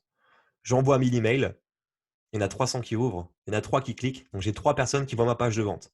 Merde, elle convertit à 10%. Je fais 0,03 ventes. Ok. Fin du game. Donc, il faut du monde. La base, ça va être votre base mail. Okay. Et il faut travailler sur le taux d'ouverture. WhatsApp, 100% d'ouverture. Ah, donc vous envoyez 1000 mails, 1000 ouvertures. 90% de taux de clic. 1000 ouvertures, 900 clics. Ah, page de vente qui convertit à 10%, 900 clics, 9 ventes. Intéressant. Même nombre de mails, juste un outil différent, une communication un peu différente, 9 ventes de plus. Il y a moyen de faire un truc. Michel, Ouais. excuse-moi, du coup, j'interviens juste pour WhatsApp. Du coup, sur notre page de capture, même si je sais que c'est plus compliqué, est-ce qu'il vaut pas, du coup, est-ce que ça vaut pas le coup de rajouter un champ pour capter le numéro de téléphone si sur WhatsApp il y a 100% de taux d'ouverture? Après, ça pose un problème, c'est que plus tu demandes d'informations, plus les gens dégagent de la page de vente, de capture. Mais donc voilà, petite question là-dessus. Bah après, c'est toute une stratégie de communication. Si tu optes pour WhatsApp, il faut que tu détermines quand est-ce que tu commences à quel moment tu rentres en lien sur WhatsApp. WhatsApp, c'est très intimiste. Hein. S'il y a un taux d'ouverture qui est élevé, c'est parce que c'est ton pote, le gars. Hein. Clairement. Oui, tu peux pas communiquer avec quelqu'un comme ça. Ah, le mec qui a ton numéro, il pense que tu es ton pote. Hein. Tu peux rien y faire. Hein. Même moi, je le vois avec vous, les coachs, j'ai dû récupérer peut-être 150 numéros WhatsApp. Il y a certains qui m'écrivent, on dirait qu'ils me connaissent depuis 15 ans, on est potes, tu vois. Normal, ils me font des audios à minuit, et genre, ouais, en fait, j'ai fait ça, qu'est-ce que t'en penses? C'est mon pote, tu vois. Faut accepter ça, tu vois. Naturellement, si tu prends une distance, soit le mec il va te juger et ça va devenir un haters. Donc bon, ça fait un filtre naturel. Hein. Soit derrière, tu commences à répondre. Mais si tu réponds, quelle est ta fréquence de réponse? Et comment tu fais aussi pour garder ton positionnement d'expert? Parce qu'encore une fois, le piège, c'est qu'un participant te demande comment tu fais pour perdre du poids. Nous, la réponse, on l'a. La vraie réponse, c'est en gros, il y a tout un processus à changer. Il faut qu'on discute, qu'on se pose, qu'on mette des actions en place. Tu vois, c'est ça la vraie réponse. Mais tu pourrais aussi, des fois, par un moment de faiblesse, lui donner une petite réponse. Donc, tu fais une petite réponse, qu'est-ce qu'il fait? Il envoie une deuxième, puis une troisième, puis une quatrième, puis une cinquième, puis une sixième, et il te lâche plus. Et quand tu mets un haut là, ouais, mais t'es un bâtard. Pourquoi tu conseilles pas là, machin? Tu veux qu'on achète ton truc? Non, c'est juste qu'à un moment donné, tu m'as posé 20 000 questions et ça change quand même rien, tu vois. Ce qu'il faut faire, c'est un bilan. Ah ouais, compliqué, tu vois. Donc, mettre la barrière tout de suite. Et ça, c'est très difficile à faire sur WhatsApp parce que les gens sont dans ta poche. C'est intime, tu vois. Donc, dans le B2B, ça marche plutôt bien. Moi, j'ai affaire qu'à des coachs. Donc, les gens à qui je leur dis, voilà, là maintenant, je peux t'aider, mais en gros, il faut qu'on discute plus que ça. Je peux pas, si tu veux une vraie réponse, je peux pas te la fournir, tu vois. Et je donne l'exemple du client qui demande comment maigrir et tous les coachs comprennent, tu vois, parce que on est dans une relation où peut-être qu'on est sur une population, on est déjà en train de on parle business, en fait, si tu veux, tu vois. Quelqu'un qui est dans du grand public qui veut peut-être perdre du poids rapidement, tu vas peut-être avoir des gens qui ont plus de mal à comprendre ça. Tu vois, ou qui pensent que le coaching sportif, c'est pas un métier. Donc, ils vont avoir du mal à comprendre derrière que tu mettes des barrières. Surtout si tu ouvres les portes au début. Au début, tu es là, vas-y, prends mon WhatsApp, on discute, et d'un coup, tu deviens le mec qui veut vendre, tu vois. Donc, le positionnement est délicat. Donc, c'est vraiment à méditer, à réfléchir, à structurer et à tester. À tester. Moi, je n'utilise pas WhatsApp pour le fitness. J'ai fait des tests dessus et c'était assez décevant pour moi. D'accord. Ok. Donc, ça dépend vraiment de ta cible, ton audience, à qui tu bosses, etc. Commence peut-être WhatsApp avec tes clients pour voir. Tu vois. Mais encore une fois, attention à quel positionnement il est devenu client. Si c'est pour un produit à 20 euros, est-ce que. Ouais, ça vaut le coup de. En fait, c'est toujours cette question de. Et c'est toujours sans prétention, c'est combien tu vaux à l'heure, toi. Et la question, c'est pas une question de prétention, c'est combien tu veux gagner à la fin du mois pour avoir la vie que tu veux avoir. Si tu veux gagner 5 000 euros par mois, tu te poses sur papier, combien d'heures par semaine je vais travailler pour gagner 5 000 euros par mois? Et tu te dis, je sais pas, 10 ou autre. Alors, je suis mauvais en maths, mais en gros, ça veut dire que ton taux horaire, il est à 250 euros. Ouais. OK. Donc, si tu fais une vente à 20 balles et que le mec il prend ton WhatsApp et qu'il t'envoie 5 SMS et que tu réponds, ton taux horaire il est devenu à combien là? Ah oui, il est ridicule. Bah, tu n'es plus à ton taux horaire en fait. Donc, tu es en train de perdre ton énergie pour faire un truc qui ne correspond pas à ce que tu veux mettre en place. Oui, oui, donc ça dépend de l'objectif, voilà, Ouais. et Tu vois? de la finalité. Ouais, non, je comprends bien. Après, il n'y a pas de recette Ouais. qui fonctionne. Mais c'est important d'avoir connaissance de ces règles-là et de les respecter Ouais. pour y arriver. Parce que si tu n'en as pas conscience, déjà, tu es un peu livré à l'inconnu. Et quand on a conscience, des fois, c'est de te dire waouh, maintenant, il faut que je le respecte. Et là, bah, comment je fais pour respecter ça? Ok, Tu vois? merci. Je t'en prie. J'ai fini pour aujourd'hui. Est-ce que quelqu'un a des questions? Donc là, c'était plutôt un point un peu stratégique, informationnel de ce qui va venir. Ça veut dire que là, vous avez créé vous êtes en train peut-être de le faire, votre écosystème. Ça veut dire un tunnel de vente, un autorépondeur qui est branché, qui redirige vers un espacement ou un programme direct.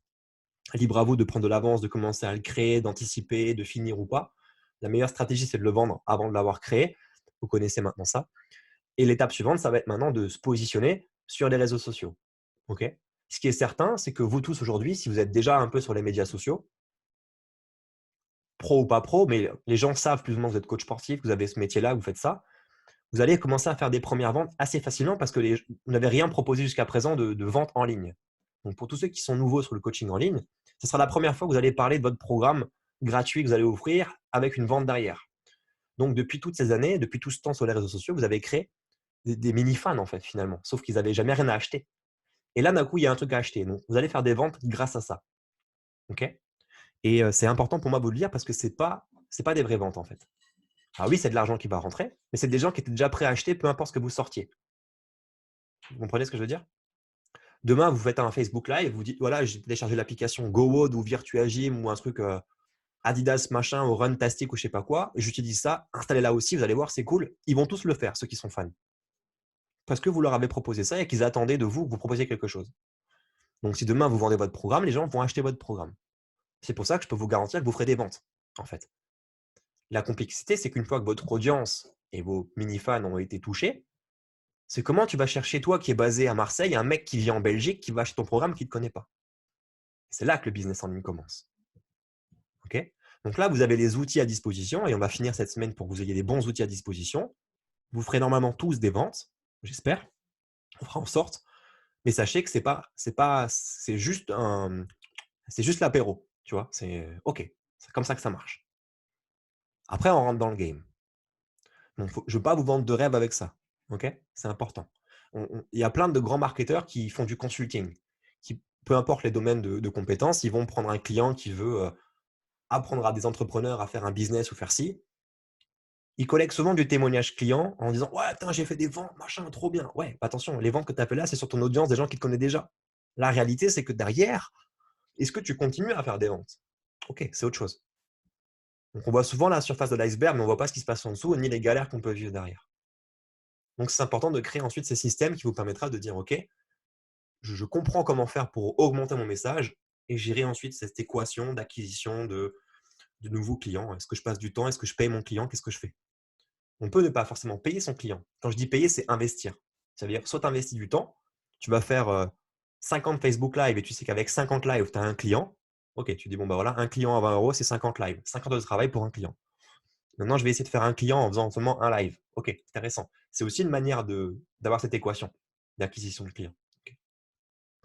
Donc, toute la stratégie et tous vos succès dépendra maintenant de ce fil conducteur que vous allez créer sur du long terme.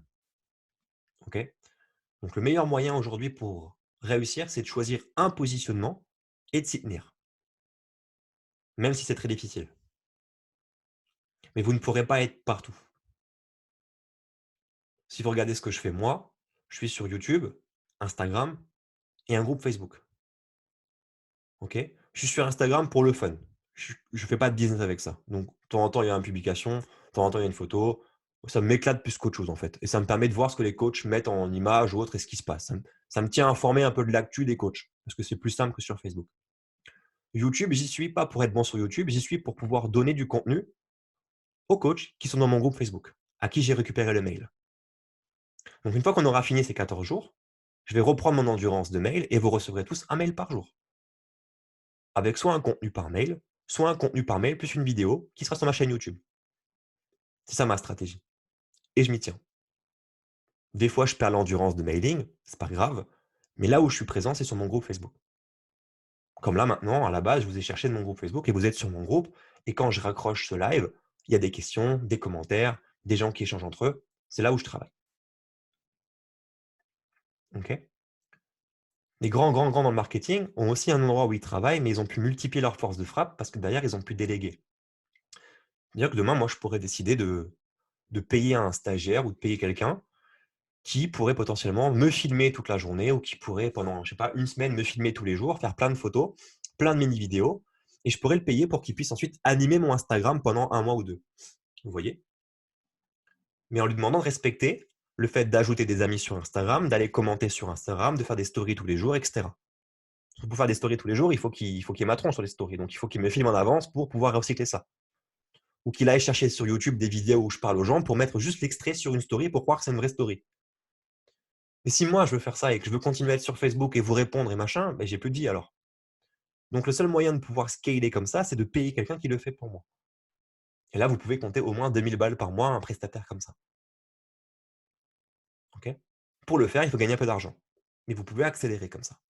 Moi, j'ai fait le choix de ne pas payer un mec pour Instagram. J'ai fait le choix de payer un vidéaste YouTube pour que mes vidéos soient un peu plus pro, de meilleure qualité de montage, de son, de lumière, avec une petite animation des fois de temps en temps pour rendre le truc un peu ludique.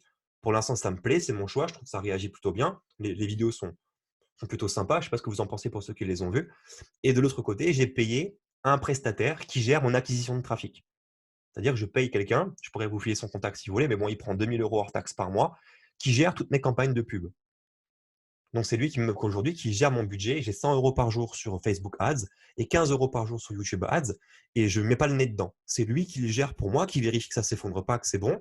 Et il a mon feu vert pour monter jusqu'à 1000 € de pub par jour. Sauf que la condition, c'est qu'il le fasse avec les meilleurs résultats possibles. Donc, moi, je l'ai fait pendant 1 an. J'ai fait un reporting complet. Je lui ai dit voilà mes chiffres, voilà mes stats, voilà ce que je suis capable de faire moi. Est-ce que tu fais mieux? Il m'a dit sans problème. J'ai dit OK. C'est quoi ton prix? Il m'a dit je prends 2000 € par mois pour le gérer, hors budget pub. J'ai dit OK. Je te le donne. Et là, pour l'instant, il est confronté. Ça fait 1 mois qu'on bosse ensemble. Il est qu'à 100 € sur Facebook et 15 sur YouTube parce qu'il n'arrive pas à accélérer. Je dis voilà, on collabore ensemble sur 1 an. Tu as 1 an pour faire mieux que moi. Et du coup, il est malin parce qu'il ne crame pas mon budget. Il aurait pu monter à 1000 € pour voir les résultats que j'ai. Et on aurait pu, sur ce challenge-là, avoir 500 coachs en Zoom. OK? Mais il m'a dit on ne dépasse pas le coût d'acquisition. C'est-à-dire que chacun d'entre vous ici Alors, à part ceux qui étaient déjà avant dans ma liste, vous m'avez coûté 1,30 €. Tous ceux qui ont vu une pub de moi aujourd'hui qui est connecté en live, vous m'avez coûté 1,30 € de moyenne. Et lui m'a dit, on ne dépassera pas 1,30 €. Il m'a dit, si je veux, je peux mettre 200 € sur Facebook par jour. Est-ce que tu me donnes l'autorisation? J'ai dit, tu as le feu vert jusqu'à 1 000 € sans demander. Il m'a dit, OK, par contre, si je mets 200 €, on va passer à 5 € par coût d'acquisition par coach. J'ai dit, moi, ça ne me dérange pas de payer 5 € le coach. Et il m'a dit, moi, ça me dérange. Pourquoi? Parce que mes statistiques d'avant étaient meilleures. Donc, il ne veut pas être moins bon que moi. Normal, je le paye. Donc, il gère mon budget intelligemment. Et l'avantage qu'il y a, c'est que je peux lui faire confiance. J'ai accès à rien. Des fois, il m'envoie les stats, je regarde, je fais OK. J'ai délégué ce travail.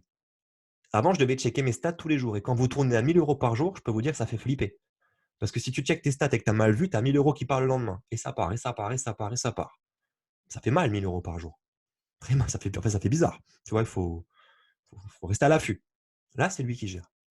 Du coup, je peux être avec vous en conférence tranquille. Je peux dire, OK, on prend du temps pour des questions-réponses. Je ne suis pas en train de me dire, attends, question-réponse. Parce que si maintenant on prend 1 heure de conférence ensemble et que j'ai 1000 balles qui tombent tous les jours, ça fait quand même pas mal d'argent qui part à l'heure. Si je vous dis, OK, on se prend une session de questions-réponses, on se fait un petit rendez-vous pour faire le point. Et pendant ce temps, moi, je sais que j'ai de l'argent qui tourne et je ne suis pas à ce qui se passe. L'appel, je ne le prends pas. Je dis, laisse tomber. Je regarde ma pub. C'est trop important pour moi. Ou le call. Je fais, les gars, on coupe rapide. Je n'ai pas le temps. Donc, je délègue. Parce que je peux me permettre de le faire. Parce que mon business à côté tourne, me rapporte de l'argent et je peux autofinancer mon système. Donc, soit je m'en mets plein les poches pendant un temps et je m'arrête et après, c'est fini. Soit je réinvestis ce que je gagne. Et l'erreur numéro 1 que les coachs peuvent faire chez nous dans notre programme d'accompagnement, c'est dès qu'ils gagnent de l'argent, ils l'utilisent pour manger ou pour payer leurs charges, leur loyer, leurs loisirs. Non, utilisez cet argent pour le réinvestir, soit en pub, soit avec un prestataire. Et construisez votre empire. Et quand vous êtes arrivé peut-être à 5 000, 6 000 et que c'est tous les mois que ça tombe tous les mois, là, vous pouvez commencer à dire, voilà, maintenant sur ça, je me prends un salaire. Mais pas avant. Sinon, vous gagnerez de l'argent de manière éphémère. Vous gagnerez de l'argent comme ça une fois, vous faites une vente à 100 balles. Allez, j'encaisse les 100 €, je les dépense. OK. Mais qu'est-ce que tu mets en place pour faire croître ton business après? Tu vois? C'est compliqué. Et quand tu prends un confort de vie où tu arrives à faire pendant 3-4 mois des ventes, où tu vends des programmes à 100 €, une dizaine par mois, tu arrives à vivre avec 1 000 € de plus, donc tu te mets un nouveau confort de vie, et d'un coup, ça marche plus, tu fais plus de ventes. Comment tu réinjectes dans ton business alors que tu t'es servi de cet argent pour manger? Tu l'as plus l'argent, tu l'as flambé. Donc il faut que tu décides de dire, je vais moins manger ce mois-ci et je vais plus au restaurant ce mois-ci pour réinvestir dans mon business. Donc tu vas te priver. Donc tu vas tilter, ton business, il ne marchera pas comme ça. Donc c'est important de dire, voilà, ça c'est un jeu auquel je suis en train de jouer. L'objectif, c'est d'arriver à 3 000, 4 000, 5 000 € de CA et de le faire au moins sur 3-4 mois consécutifs pour commencer à me servir de cet argent pour mon kiff à moi. Comme ça, vous serez serein.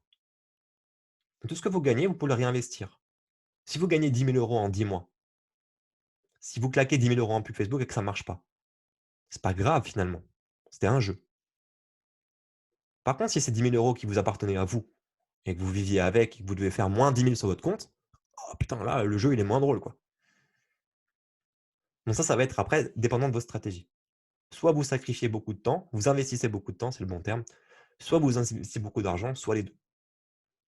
Mais vous n'aurez pas le choix si aujourd'hui vous voulez avoir un business en ligne. C'est obligatoire. Désolé. Ou pas. Ou pas. En tout cas, c'est comme ça que ça marche. Je finis pour aujourd'hui. On se prend 5 minutes de questions-réponses, ça vous va? Ouais. Si on a, hein. J'avais juste une question c'était un peu plus personnel, mais toujours dans le même thème. Ouais. Toi, quand tu as débuté, tu as investi combien au début? Ou sur combien de temps à peu près? Ouais, en pub, tu veux dire? Ouais, surtout quand tu as vraiment tout démarré. Bon, je pense que tu avais déjà ton business de fitness à côté. Non, Mais je dis, moi, dans mon cas, moi j'ai commencé dans l'ordre, en fait, j'avais été à l'époque, j'étais prof de fitness dans un club de fitness à temps plein. J'ai été débauché par le groupe Adidas et Reebok, qui est leur siège social en France, chez nous. Ils m'ont débauché pour me former au CrossFit. Et en fait, mon travail consistait à faire du CrossFit aux commerciaux et aux services marketing d'Adidas pour qu'ils puissent savoir ce que c'est des exercices pour tester les textiles et mieux les vendre. Donc ça, c'était mon boulot. Et je me suis dit, c'est génial le CrossFit, du coup, on ne peut pas ne pas le faire. Donc j'ai demandé un sponsoring à Reebok à l'époque pour en faire. Ils ne voulaient pas. Donc ils m'ont juste sponsorisé en vêtements.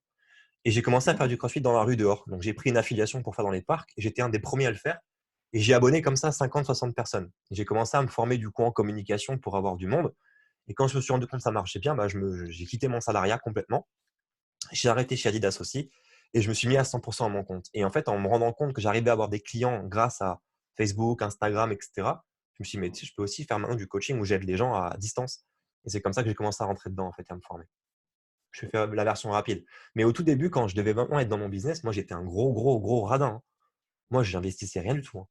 C'est-à-dire, je savais qu'il fallait faire de la pub, mais il était hors de question que je dépense le moindre centime sans savoir où j'allais. Donc, je n'ai pas fait de pub pendant pas mal d'années.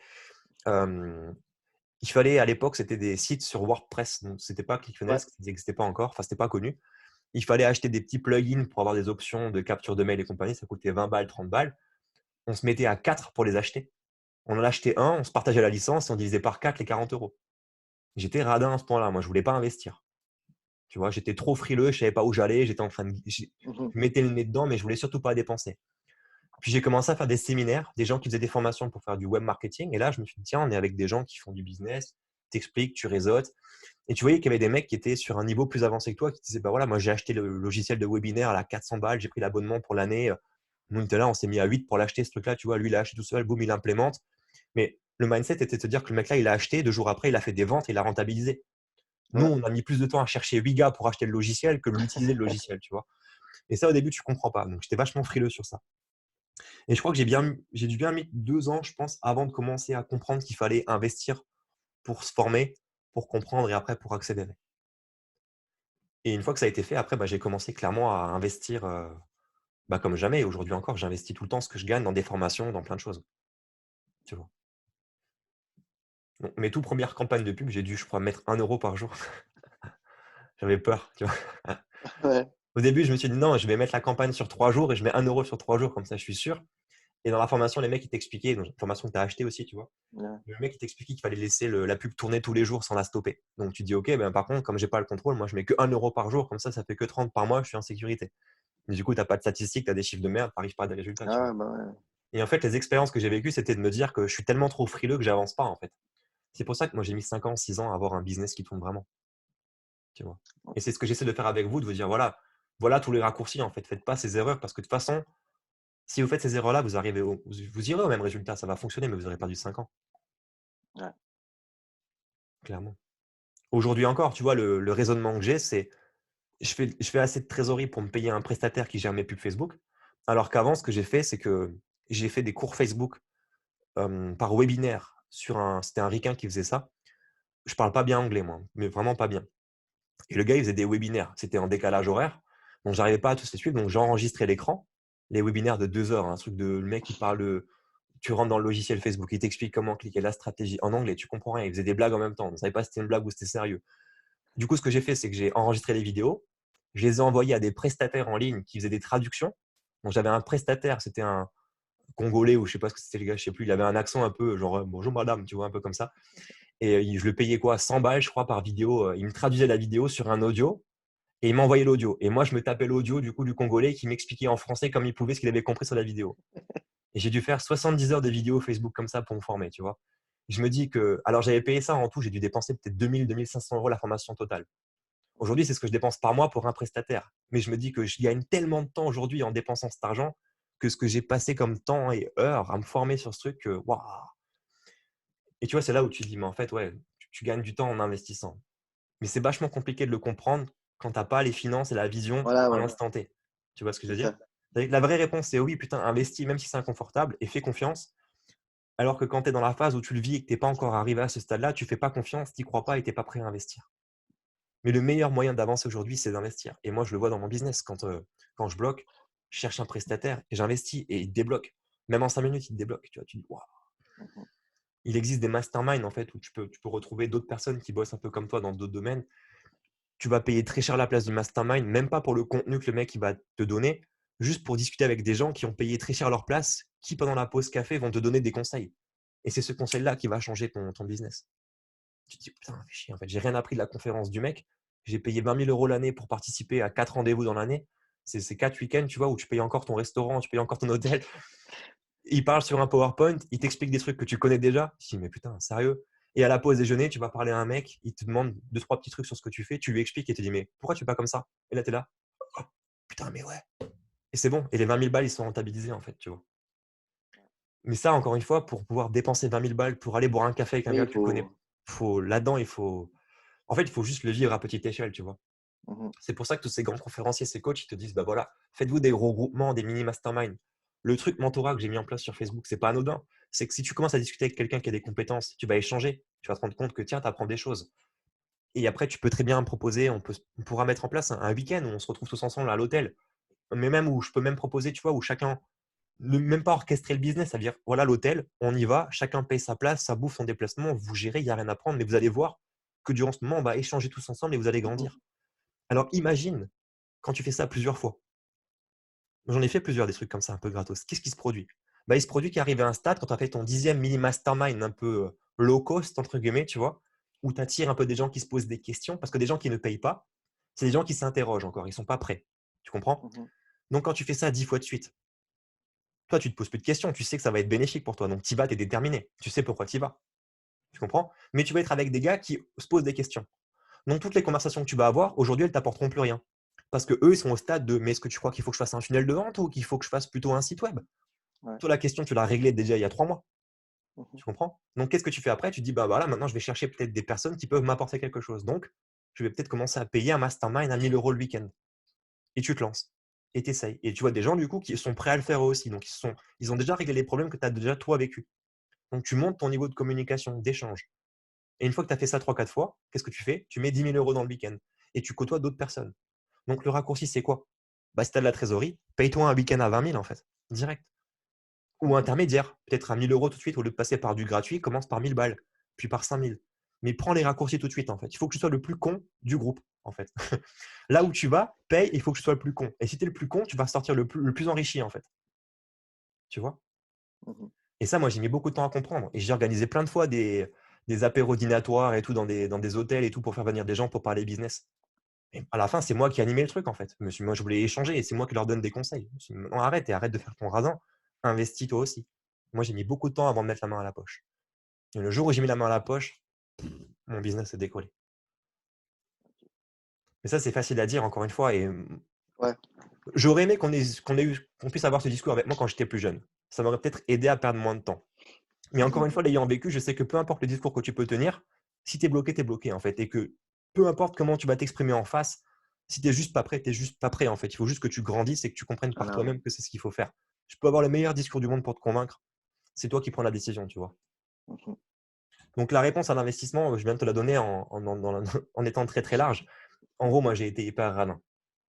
Et je ne regrette pas parce que j'ai appris ce que je suis aujourd'hui. Mais si c'est à refaire, ben, clairement, je Ouais, ferai. t'investirais quoi directement, quoi. Ouais. Et c'est pas parce que j'ai plus d'argent maintenant, c'est clairement parce que j'ai compris que, tu vois. Mhm. Oui, dis-moi. C'est quoi les formations que tu as fait qui t'ont beaucoup aidé en fait? Il y en a pas mal en ligne, il y a Booster d'excellence, il y a Légende personnelle. Ouais, en fait, il y a plusieurs choses. Il y a le plan technique, il y a le plan stratégique, et après, tu as tout ce qui est dev perso. Donc, dans dev perso, moi, ce qui m'a fait le plus avancer, c'est Booster d'excellence. Ça, c'est ce qui m'a vraiment. Waouh, de Steve Abdelkarim. C'est un programme en ligne qui vend n'achetez pas son programme comme ça, il fait des promos tous les 15 jours dessus. Ok. Ça m'a. En fait, j'ai juste compris le principe d'alignement. On pourra en parler si tu veux. Ouais, mais je l'ai pris aussi. Ok. Ouais. J'ai fait sa formation légende personnelle en complément, moi. T'as Quand il trouvé était à. comment? Il est Hein? bien ou? Bah, moi, je l'ai faite en direct avec lui quand il était à Paris, la Tour Eiffel. Ouais. C'est 2 jours où tu payes 1 500 €, je crois. Et tu es à la Tour Eiffel, tu manges gastro, tu es avec des gens qui viennent chercher du dev perso. Donc, c'est pas business, hein, c'est dev perso. Donc, tu as des gens qui sont salariés, d'autres gens qui sont des fois même au RSA. Tu te demandes comment ils se payent ça, mais ils y vont. Tu peux pas échanger business avec ces gens parce qu'ils sont pas là pour parler business, on est là pour parler de dev perso. Mais moi, cette formation, elle m'a fait accélérer de manière assez extraordinaire parce que j'ai compris les règles de la procrastination en fait grâce à cette formation. Parce que moi-même, je bloquais dans mon business et je ne comprenais pas pourquoi. Et l'avantage, ce que j'en ai tiré, c'est qu'il t'aligne avec tes valeurs. Ça veut dire, je ne sais pas si vous avez déjà vécu cette scène-là, mais moi, c'était flagrant dans ma vie. C'est que des fois, j'avais des élans de motivation où je pouvais abattre un travail monstrueux. Genre, je bossais, et à la fin, putain, machine, tu vois. Et des fois, putain, rien. Le glandu total. Le mec, tu te dis, mais qu'est-ce qu'il fait de sa journée? Le mec, il glande total, il fait rien du tout, même pas la vaisselle, rien. Tu fais rien chez toi, tu vois, pas de ménage, rien. T'es un glandu. Je me suis dit, mais c'est pas possible, comment je peux avoir autant de contrastes entre des moments où j'implémente un truc de dingue et des moments où je me retrouve comme un glandeur comme ça. Des fois, je bossais tellement que je me retrouvais le samedi après chez moi comme un con, j'avais rien programmé. Le samedi soir, tu es devant The Voice et là, Qu'est-ce qui se passe? Pourquoi je suis comme ça? Tu vois, c'est quoi cette vie? C'est bizarre là, tu vois, tu es libre financièrement, tu as ce que tu veux, tu pourrais être avec tes potes, kiffer. Non, tu es devant The Voice et qu'est-ce qui se passe, mon gars? Et bien en fait, ça, j'ai identifié du coup le pourquoi du comment. C'est parce que tu n'es pas aligné avec tes valeurs profondes. Et cette formation m'a permis de comprendre ça. Le processus est simple, c'est qu'en fait, il te fait comprendre quelles sont les valeurs qui sont importantes pour toi et il te fait comprendre que dans ton quotidien, tu mets ton temps et ton attention dans quelque chose. C'est-à-dire qu'on fait tous, aujourd'hui, on consacre tous du temps et de l'attention durant ce call. On est tous là ensemble, d'accord? Et moi, je passais beaucoup de temps et d'attention dans mon business. Travailler dans mon business, structurer mon business, l'argent, l'entrepreneuriat, la formation, mes rattachés, business, business, business, business. Que focus sur ça. Et il s'avérait que mes valeurs profondes, mes émotions profondes étaient l'amour, le sexe, la complicité, le respect et un autre truc, je ne sais plus ce que c'était. Ça, c'était mes valeurs intimes à moi.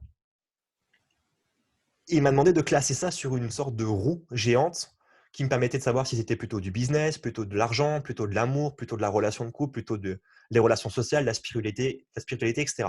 Et moi, j'ai tout classé dans amour. Amour et relations sociales. Ça veut dire quoi? Ça veut dire que toutes mes valeurs profondes est classées dans relations de couple et relations sociales, amitié. Et il m'a dit, bah voilà, c'est simple. Je fais comment ça? Bah, il m'a fait, toi, tes valeurs profondes, elles sont sur relations amoureuses, vie de famille, relations sociales, et tu passes toute ta fucking de temps, de journée, et ton attention à faire du business. Donc, naturellement, quand tu es sur une vibe business, bam, tu bosses comme une roue, tu vois, tu es sur la vibe business, donc ça fait fou. Et d'un coup, tu arrives sur la vibe sentimentale, relation, qu'est-ce qui se passe? Bah, t'as rien. Donc, qu'est-ce qui se passe? Tu prends un tacle. Et là, tu es en mode jusqu'à ce que ça passe. Et une fois que c'est passé, la roue, elle retourne, business, t'implémentes de fou, et ça revient sur relations sociales. La roue, c'est quoi? Ça veut dire spiritualité, ok, je médite, machin, ok. Ensuite, ça va être quoi? Apprentissage, ok, j'apprends des trucs. Relation de couple, ok, j'ai une copine. Relation sociale, j'ai des amis le samedi, machin, fait des trucs. Et ça tourne en fait, tu vois, ta vie, elle fait ça. Et quand ça tourne bien, c'est que tu as tout qui est aligné avec tes valeurs.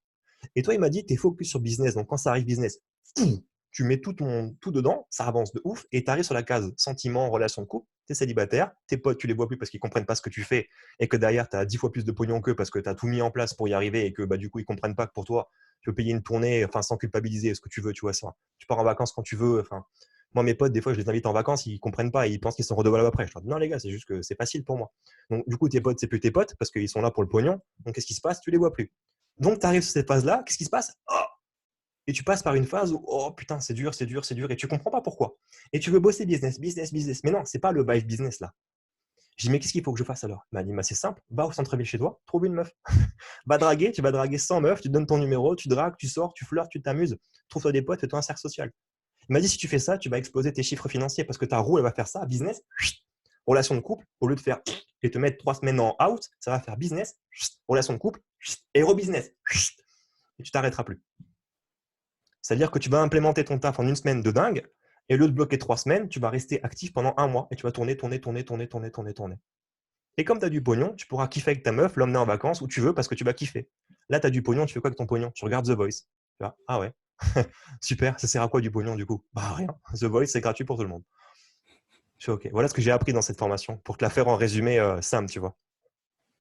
Donc ça m'a vraiment permis de me dire, what the fuck. Et quand je suis pas bien, effectivement, je vais appeler des potes, je vais sortir, je vais organiser un truc, une sortie, et après la sortie, en fait, je suis nouveau reboosté parce que je me suis nourri socialement. Et quand tu mets ça en application et que tu maîtrises ça et que tu prends conscience de ça, en fait, tu es juste inarrêtable. Tu risques plus rien. Tu vois? Tu comprends en fait pourquoi des fois tu n'es pas bien. Et quand tu n'es pas bien, qu'est-ce que tu dois faire? Moi, je ferme l'ordinateur, je ferme les mails, je déconnecte WhatsApp, tout. J'appelle un pote. Il n'y a pas, je mets un post sur Facebook privé, conversation. Je fais OK, les gars, on se fait un bowling, on va boire un coup ou autre. Il y a 3-4 personnes qui se greffent au truc. J'y vais, je déconnecte, je suis avec des gens. Et juste, je les écoute parler, en fait, ça me suffit et je me recharge les batteries. Je rentre chez moi et je peux nouveau retravailler. Je suis reboosté. Mais ça, c'est propre à moi. Mais pour ça, j'ai dû faire une formation chez ce gars-là qui a duré 2 jours, prendre son forfait en ligne qui est une formation où tu dois te former, t'instruire. Et voilà où j'en suis arrivé dans ce stade-là, tu vois. Et ça te fait accélérer de dingue.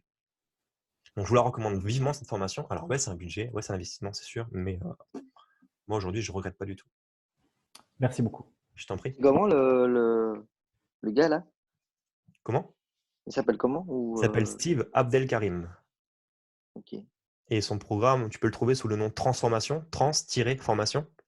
Ah ouais, j'ai déjà vu, je crois. Sur Instagram, il s'appelle By Steve. Ouais. Et Et sa formation, elle s'appelle Booster d'excellence. Et la formation que je viens de te décrire de mon partage d'expérience s'appelle Légende personnelle. Ok. Voilà. Donc, si tu veux faire les deux, tu en as pour 3000 balles, je pense, tout compris. Mais je te conseille Booster en tout cas. Au début, Ouais. franchement, je l'ai Ouais, pris. j'ai déjà vu ces vidéos et tout, et ça avait l'air pas mal en tout cas, ça avait l'air vachement intéressant. Ouais, c'est vraiment c'est top. Ce que j'adore dans sa façon de travailler, c'est qu'il te confronte à une réalité avec un raccourci imminent. Et tu as une action pour débloquer ce raccourci. Et il n'y a que toi qui peux mettre l'action en place. Mhm. Moi, l'action qu'il faut mettre en place quand je l'écoute dans son coaching, et j'ai testé, et je peux te garantir que ça me fout des frissons, même là d'en parler, c'est un exercice pour moi. C'était d'aller au centre-ville chez moi et d'aller draguer des meufs qui me plaisaient. C'était ça l'exercice. Il m'a dit, si tu fais ça, tu vas trouver le cap du 2 millions. Tu as passé ton million, tu veux le deuxième, tu es bloqué. Pourquoi tu es bloqué? Parce que tu fais de temps en temps dans ta façon de travailler. Tu n'es pas en mode Ah, pas croître. Il m'a dit, il faut que tu enlèves ça. Et pour que tu enlèves ça, il faut que tu arrives à équilibrer ton pilier social et ta relation de couple. Il faut une famille. T'as pas de meuf. Cherche une meuf, il m'a dit. Donc, il m'a dit, tu vas en ville, tu vas voir des nanas, tu vas leur parler tout seul et tu prends les numéros de téléphone. C'était hyper difficile de le faire pour moi. Et je l'ai fait. Je me suis dit, de toute façon, j'ai rien à perdre. J'ai claqué 1500 balles, je peux au moins écouter son putain de conseil, tu vois. J'y suis allé, j'ai essayé, j'ai dit, je m'en laisse 10. Si 10, je suis trop mal au bout de 10, j'ai dit, tu sais quoi, j'arrête. C'est pas la peine. Mais au bout de 2, c'était réglé. J'avais un numéro de téléphone et j'ai eu un rencard avec la nana. Ça n'a pas abouti sur une relation ni rien. Mais putain, moi, je suis sorti de ce rendez-vous. J'étais genre Waouh. rechargé. J'ai repris le business. Et après, The Voice. Oh merde. Ah. Donc là, je sais qu'il faut que j'aille en ville. Bon, c'est le confinement, donc là, je suis baisé pour 8 semaines, tu vois. Mais je sais que mon accélérateur, c'est ça. Tu vois. Ça paraît complètement fou, hein, mais c'est ça mon accélérateur. Et ça, aujourd'hui, je suis prêt à le payer 20 000, 30 000, 100 000. Parce que quand tu le vis, putain, c'est génial. C'est un accélérateur. Il n'y a pas d'autre mot. Et Franck Nicolas ou Tony Robbins, eux, ils vont vous vendre un programme de formation où tu vas intérioriser et vivre tes émotions. Ils te font vivre en fait de la souffrance, de la colère, de la joie. Et c'est très très puissant parce que tu vis des choses auxquelles tu es coupé au quotidien. Tu vois, dans ton quotidien, tu es beaucoup dans ta tête, tu réfléchis beaucoup, tu intériorises, tu fais des schémas, tu es là, analytique. Et lui, pendant 2 jours, il te dit stop, redescends, respire et ressens. Et là, tu commences à ressentir des trucs que tu n'as pas l'habitude de vivre. Et là, tu te mets à chialer, tu ne sais pas pourquoi, tu es dans des situations bizarres. Il y a des gens qui se tapent dessus presque. Tu te dis, mais qu'est-ce qui se passe dans cette salle? C'est vraiment un truc particulier. Et tu ressors de ce truc-là, tu as une énergie de dingue pendant 3 mois. Donc, moi, j'ai trouvé l'équation idéale, c'est de me faire un Franck Nicolas sur un week-end, rentrer le lundi, aller au centre-ville, trouver 5000 numéros de téléphone et après, je suis bien. Non, je rigole. Mais ce genre de formation me permet vraiment de grandir. Après, dans le business, il y a plein de formations. Plein que vous pouvez acheter, suivre, mais je pense qu'il faut suivre un cap et vous demander quels sont vos blocages et régler vos blocages en premier. Le premier, c'est la psychologie. Et après, le meilleur moyen, si vous voulez vous gagner de l'argent avec du coaching sportif en ligne, c'est de vous rapprocher de quelqu'un qui gagne déjà de l'argent avec le coaching en ligne, qui l'a fait. Donc, je ne dis pas ça pour moi, il en existe d'autres, mais le meilleur moyen, c'est ça, en fait, c'est d'être avec quelqu'un qui sait de quoi il parle, qui l'a fait, en fait. Et même s'il est maladroit dans votre façon de l'enseigner, comme il l'a fait et qu'il veut le faire, il pourra forcément que vous aider, en fait. Il ne faut pas forcément attendre un résultat d'une formation. Il ne faut pas chercher quelque chose de précis. Prenez juste le chemin et dans le chemin, vous allez apprendre plein de choses. Peut-être même là, vous, dans ces 14 jours, vous n'aurez pas de résultat, c'est-à-dire que vous n'aurez pas fait votre vente. Mais vous aurez peut-être appris quelque chose de ce que j'ai transmis avec vous dans cette formation qui vous permettrait peut-être de faire pareil avec vos clients et de vous dire, tiens, ce processus de prise en charge, il est intéressant. La relation qu'il crée avec nous, elle est intéressante pour ça. Donc ça, c'est bon à prendre, je le prends. Ça, cette accroche, quand il parle de ça, j'aime pas trop, donc je ne vais pas le garder. Et en fait, vous allez vous nourrir juste de ça. Vous comprenez? Et c'est l'expérience qui fait que vous allez vous enrichir, pas le résultat, en fait. Et quand vous comprenez ça, après, ça devient plus simple d'investir parce que quand tu investis quelque part, après, tu sais que tu t'en fous du résultat, que tu vas juste parce que tu es avec des gens qui ont investi, qui comprennent. Vous connaissez peut-être Jean Rivière ou Antoine Pétavin? Ce sont des grands marketeurs qui vendent des infoproduits pour des gens qui veulent faire du business en ligne. Michel, il connaît. Jean Rivière, il a organisé, c'était quand c'était en octobre, je ne sais plus, un week-end en Roumanie. Lui, il vivait en Roumanie avant. Et c'était un week-end, donc 2 jours, où c'était un moment apéro, barbecue. Pour aller le voir chez lui, discuter avec d'autres entrepreneurs et parler juste business. Il n'y avait pas de programme, hein, juste barbecue, apéro et on discute business pendant 2 jours tous ensemble, avec des passionnés. Un pote, il me dit, ok, on y va, ça te dit? Je fais, ok, vas-y, on y va. J'avais pas compris que c'était en Roumanie, moi. J'ai juste acheté parce qu'il m'a dit, vas-y, il n'y a que 20 places. Je regarde le bon de commande, putain, 1900 euros. Je fais, oh, putain, quand même, le week-end, 1900 euros. Bon, je fais, bon, vas-y, je m'inscris. Et après, je regarde les modalités et je vois Cluj. Je me dis, Cluj, c'est où? Moi, je pensais que c'était à Paris. Je fais Cluj, je cherche Cluj sur la carte de France. Mais c'est où Cluj, putain? Je suis con, quoi.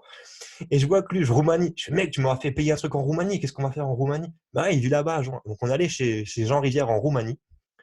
On arrive sur place. Le gars, on ne le connaît pas. T'as 4 Roumains qui t'accueillent à l'aéroport avec des vieilles Audi A4. T'avais pas les poignées avec les sambons encore en arbre qui puent de ouf, tu sais, à la lavande. Tu montes dans la bagnole, 45 minutes de route dans la forêt roumaine. Le mec, il parle pas. Tu dis, mais qu'est-ce que c'est ce délire là? On est avec un Roumain qu'on connaît pas. Ça sent la lavande de fou. Il t'emmène, je sais pas où, dans la forêt. C'est quoi ce délire? Tu viens de payer 1900 balles et tu arrives dans une cabane comme ça avec un jardin, un truc comme une cabane de jardin que tu peux avoir dans la pampa. Et tu vois Jean Rivière qui est là avec d'autres marketeurs posés. Ils ont tous une bière à la main et ils discutent. Et là, tu te dis, mais qu'est-ce que c'est que ce truc-là?